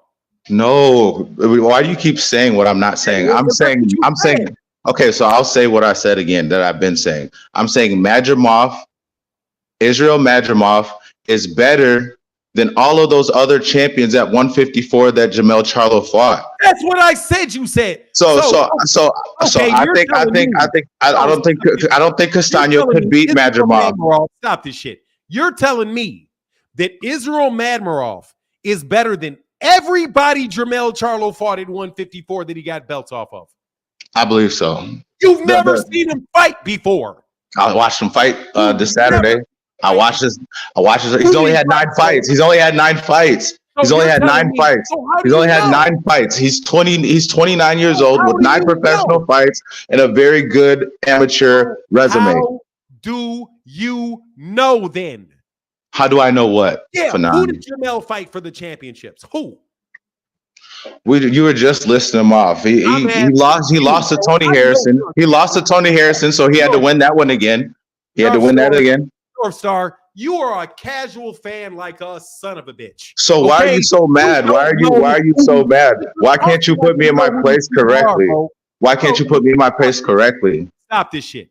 Why do you get so emotional with a casual? You are talking to me. Educated casual. Bro, you are talking to me about fighters that you've never seen fight and acting as if you've seen them fight. You've never seen that man fight. You may have seen a couple highlights. You don't know, you can't name one person that he fought, but yet you say his level of competition was better than those other guys. That's not what I said. Don't say that. Then how do you know he's better? What I said, brother. You said he's better. You know I said he's better. I said he's better than Castano. Madrimov, I would say he's better than Castano. I would say he's better than Castano. You know that he's better than Castano. His feet move better. He's better than Tony Harrison. Yes. You're gonna tell me Tony Harrison is you're gonna tell me Tony Harrison is elite? Bro, Tony Harrison, Madrimov ain't elite. So Tony Harrison is better than Madrimov. Tony, yes.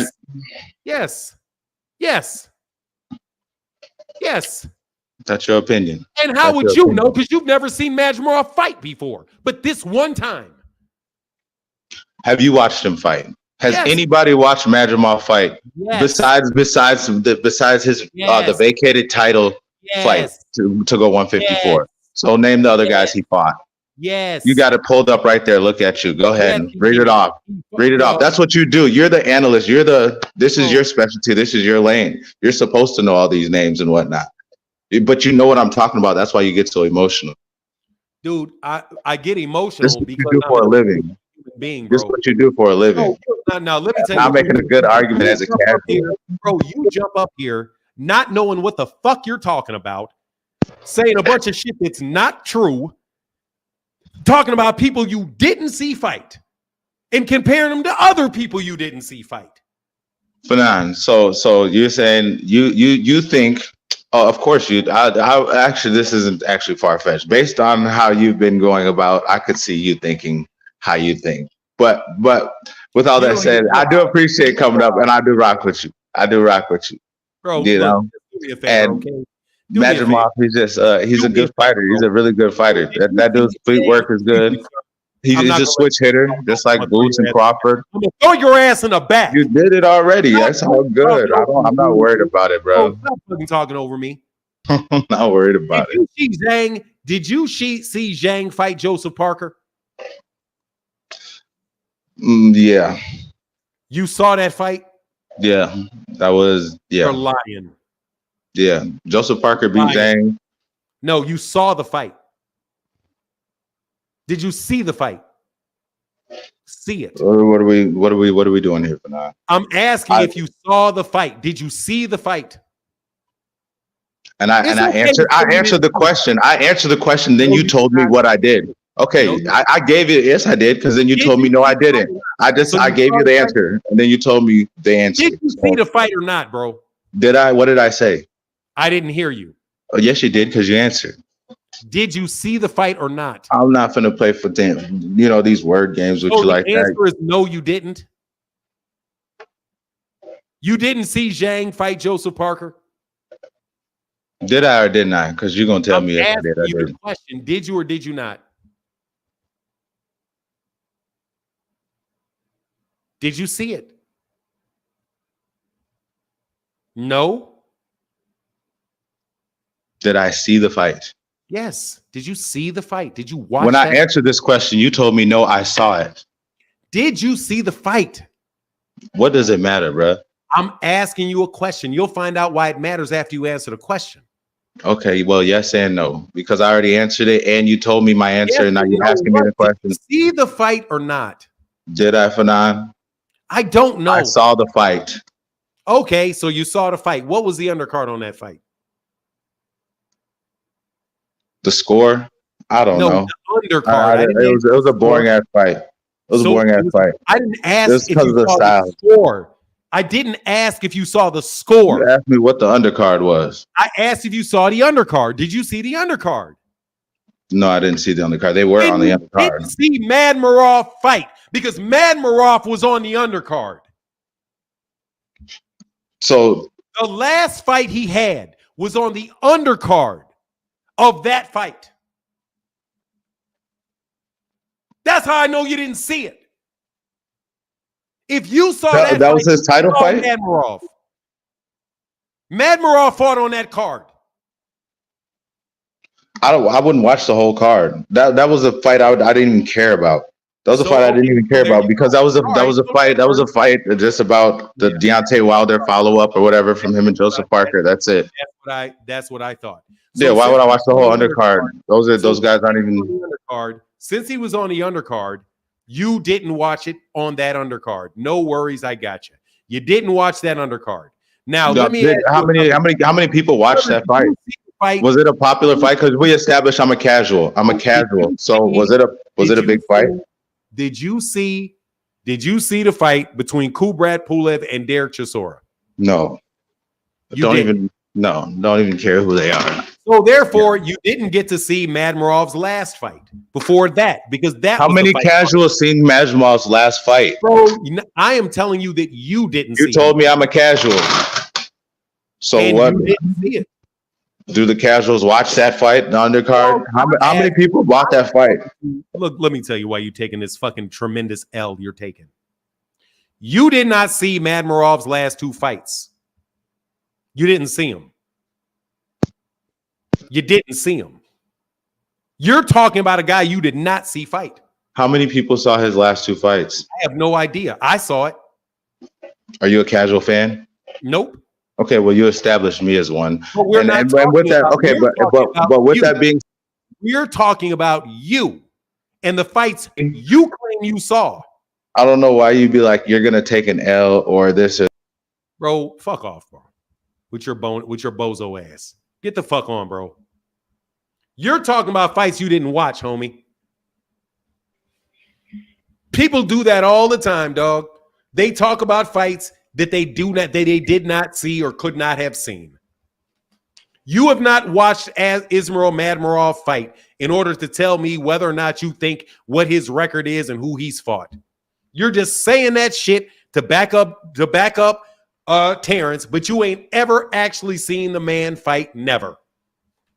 To say how good he is. Oh shit, I'm up here. Goddamn. Yep, you're here, man. Go ahead, man. What's up, Fanon? Well, I came here to like just these Crawford fanboys are insane. Literally before the fight, I got in so many arguments with people saying that Crawford's gonna knock this nobody out. Crawford's gonna do this and that to this nobody. He has no business being in the ring with Crawford. And now they're saying, He's good comp. He's better comp than Jamel. And like, bro, what? Do you hear how dumb and literally delusional they sound? Like, it blows my mind. I'm just so confused. Like, it doesn't make any sense how they can literally live with themselves and say these things. Like, literally a week ago, they were all just shitting on Madrimov, saying, he's useless. He's this, he's that. He's gonna get knocked out in three rounds. But boy, he was feeding them right hands. He was feeding Bud them rights, boy. What do y'all like? You guys need to stop being delusional. You guys need to stop being delusional and be honest with yourselves. It's that simple. Sometimes your guy loses. Sometimes your guy is not as good as he. Like, I had to deal with when my fucking dude got his ass whooped. You ain't see me running around saying all this dumb shit. Like, what the fuck? these people are insane. It doesn't make any sense. But that's all I had to say. They them folks need to get they reality in check or something, man. Because this shit. Thank you, sir. Appreciate you, man. Thank you, Big Coffee. You all right? Oh yeah, I'm good, man. I just got off. I just got back from a run, man. Oh, okay, cool. All right, man. I'm gonna get back with you. I gotta let Phoenix assassin up as soon as he touches this. Oh, yes, so I need to, because Phoenix wanted to come up and I keep overdoing Phoenix wrong. Nah, Bud never said it would be easy. No, but no, Chillville, no. Bud never said it was gonna be easy. Hell no. And I do think Madrimov is a good fighter for sure.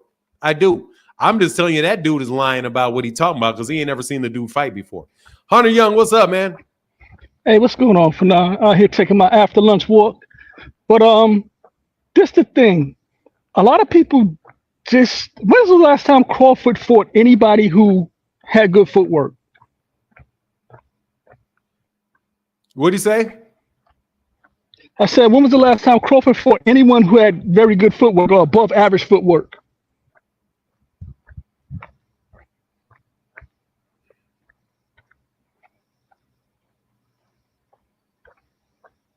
Man, maybe Sean Porter. I don't know. Sean Porter probably. Right. I think Errol. Right, and that's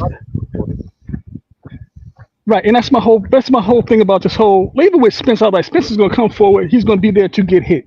Bud knew that. Everybody knew that because Spence got an ego. So it's like anytime. I mean, again, he hasn't fought a different style in so long. Madrimov gave him problems. And that was my whole thing about Boots. I was like, Boots would give him problems because he hasn't fought that style in that shit for Boots, maybe ever. But again, it may have been a long time since he's seen a style like that.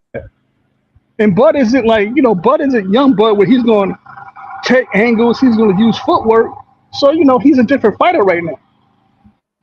And so for people to say, especially the Bud fans, and I didn't know they were like this until like recently. Until, hold on, call coming.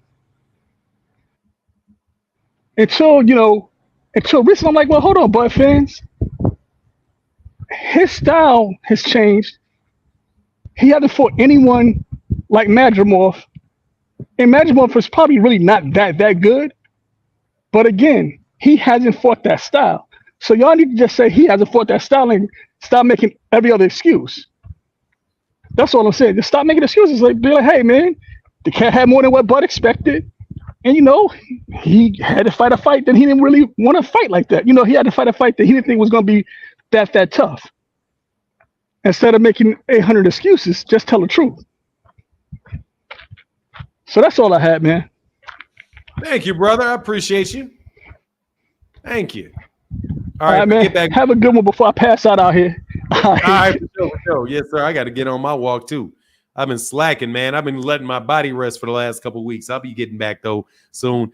Madrimov ain't no amateur. Get that man his flowers. He's a good fighter, for sure. Look, man, Madrimov is a good fighter, man, but you can't tell me Madrimov is a better fighter than what Madrimov is going to do with everybody else at that weight class. You don't know that. Madrimov very well I'm sure he is, but you don't know what Madrimov is going to do with Tim Tszyu. Yeah, that's what he said going into the fight. Real Mulatto, what's up, man? Hey, what's up, Fanon? How you been? I'm chilling, man. Just going back, having fun time with Bud fans today. Shout out to the great Chillville, though.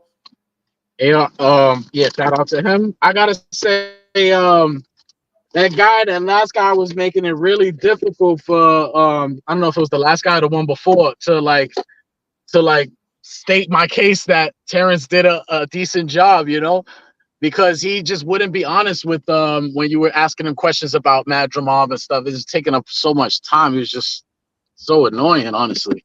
I mean, I don't know what he was trying to do, but well, dog, let me tell you what happened, man. What happens is I'll do something every once in a while. I don't usually do it. But if somebody keeps playing games with me and keeps switching their point and acting like they didn't say what they're going to do, what I'll do is I'm going to put up a scenario where I absolutely freeze their ass up. So what I did with them, and it was just me being kind of a jerk because I think North Star is a jerk. What's to say, bro? I know full well you ain't never seen this dude fight before. So let's just expose your whole line of reasoning based off the fact that you're talking about a guy you've never seen fight. Because I know 99% of boxing fans didn't go watch him fight. True. And now you're making, and so you don't know how good he was or how good he wasn't, and you still don't know how good he is or how good he isn't relative to the other guys in the division because you haven't ever seen him fight. You've seen him fight one fight. And so right off the one fight with Bud, now you're going to say, well, he's clearly better than everybody else. No, he's not clearly better than everybody else, dude. That dude ain't beat nobody at 154. And the man is Jermell Charlo. Yeah. But go ahead. No, that was a point that I was like, I don't know why he was even arguing that. Everybody knows Jermell Charlo cleared out the division. So it's like, I don't know what he was trying to do, but as far as like Terence Crawford, man, I got to just say, even though he didn't, like they said, like some Bud fans are saying he dominated him. I think that's a little too much. Like, I think he pulled off he got the victory. And who dominated who? Like some Bud fans are trying to say like Bud, like had it, basically dominated Madrimov. Dominated. Oh, hell no. Yeah, I think that's he like won the fight though. crazy. I think he won the fight. And no. yeah, for sure. And I just gotta say, like, give Bud his flowers because he got a chin for sure. Because everybody did see him take a lot of right hands to the front of his head. You know what I'm saying? Straight rights to the jaw. So I don't know if it was actually straight rights or if Madrimov was southpaw at that time, so it could have been straight left. But straight rights. He was hitting with straight rights. Okay. Yeah, and then I gotta give Madrimov his credit as well because that style is actually the first time I ever seen somebody come in like that and just hit like I don't think I've seen that besides maybe like Winky Wright a little bit kinda, but it was completely different the way he was bouncing around and all that. So that style, I understand how somebody could say he's gonna be a problem even without seeing so many fights of his, but at the same time, like you said, like it's way too early to basically say he's gonna be a great or whatever, and that Terence beat like a great, you know what I'm saying? That's way too much. Yes, sir. Yeah, that's all I had to say for now. Well, thank you, man. I appreciate you, brother. Thank you, bro. And also thank you for always, setting the record straight. Like, like honestly, sometimes I don't agree, but then the more you keep, giving your point of view, I'm able to come to like a level, like where I can see eye to eye with what you're saying, even if I don't 100% agree, because the facts that you bring is indisputable. So, oh yeah, some of this stuff is subjective, brother. But only what I'm saying is, like, look, if I talk to you and we're gonna have a conversation, if you give me what you really think, I'm okay with it, and I'm probably not even gonna argue with you because hey, like you say, hey man, I think that Bud had a great fight. I thought he did really well. I'm not gonna argue about that. But when people like, especially like do North Star starts just pulling shit out of his ass, bro. Like dog, you can't the argument is whether or not Jermell Charlo is the man at 154.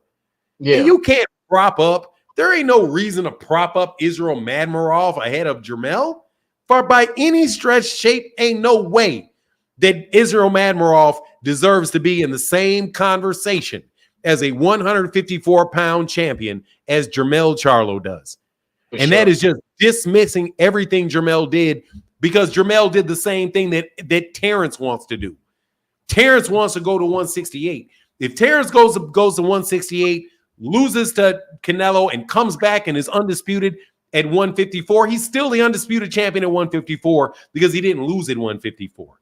You can't, what he's trying to do is strip it away from Jermell and give it to Terence based off of an assessment that Madrimov is better than Jermell. And Madrimov had done more than Jermell. But the problem is, North Star don't know what the fuck he talking about because he ain't never seen Madrimov fight before. And Madrimov ain't, and literally, man, I think Jermell Charlo may have damn near as many championship fights at 154 as Madrimov has fights, period. Yeah, he's had a lot of championship fights, that's for sure. Like, I'm going to look it up, man. I'm going to see how many championship fights Jermell had at that division because all his championship fights are at that division. So let's go look and see how many fights he had, how many championship fights he had at that division. He had 1, 2, 3, 4, Probably had like 7. 5, 6, 7, 8, 9. He's had 9. He had nine championship fights at 154. Yeah. Madrimov only has 10 fights in his career. How in the world is Israel Madrimov more accomplished or have a better resume at 154 than Jermell does? Yeah, I think these guys. I'm not going to argue with y'all about Bud, but if you start saying shit like that, bro, you got to stop that, dog. Give Jermell his credit. For sure. I think like when you try to like argue points that are clearly invalid, it just makes it harder for like people to like enjoy the boxing as a I'm telling this to all the trolls that come or people who are casual fans. Like, you got to do your research first before you start speaking on it like you are like educated on it. Like, let the people like, learn first a little bit. So that's what. Also, I had to say, can I say something real quick, Fernando? Yeah, go ahead.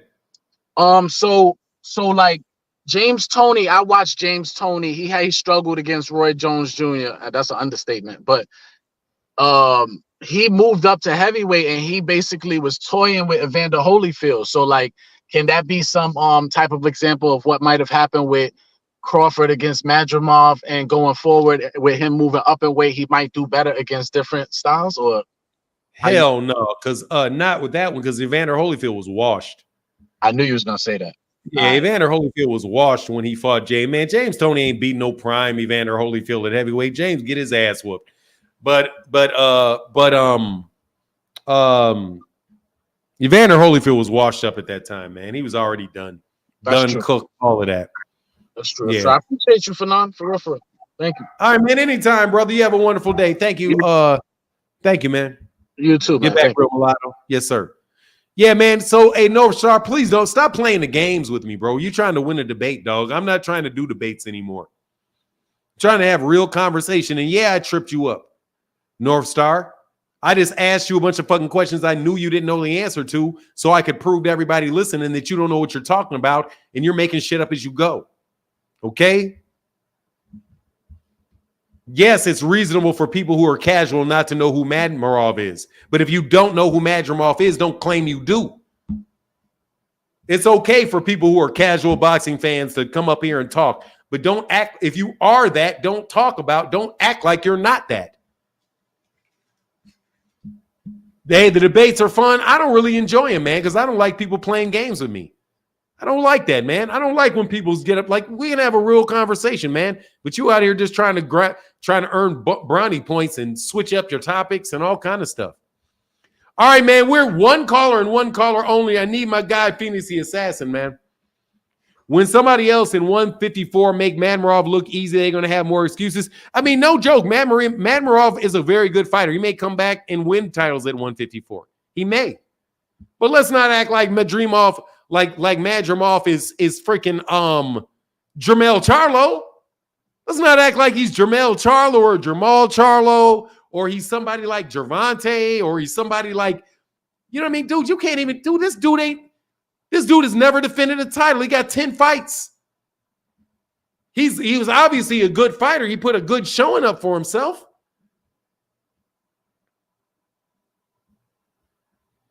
But don't act like, oh, well, you know, that's Madrimov. That's Madrimov. You know what I'm saying? Like, oh, hold on. We're talking about Terence Crawford having fought Madrimov. Man, y'all wasn't saying jack shit about Madrimov a week ago. You thought it was a draw? No, I think he got him, man. For now, and this is how they did Loma. Yeah, they get good all of a sudden. They get real, real good all of a sudden. Loma barely had any fights. I mean, look, man, Lomachenko got a lot of championship fights, though. No, I'm not saying Terence did bad. I don't think Terence did bad. Terence won that fight. He won that fight. But let's not. It's like, yeah, exactly. That's how they did Kambosos. Kambosos wasn't shit until Devin beat him. Then Devin beats him. All of a sudden, he's the best guy in the division. Who's better than Jermell? Hell no, he ain't better than Jermell. Man, I'm definitely taking Jermell Charlo over Madrimov. Definitely taking him over that. But anyway, that ninja ain't Loma. Hell no. He said Kambosos ain't shit. Hey, look, I'm going to get out of here, though. Y'all have a wonderful day. Much love to everybody in the chat, everybody in the super chat. I had a fun time today. Thank y'all so much for y'all support. Thank you to everybody. Let me check this, make sure I didn't forget nobody.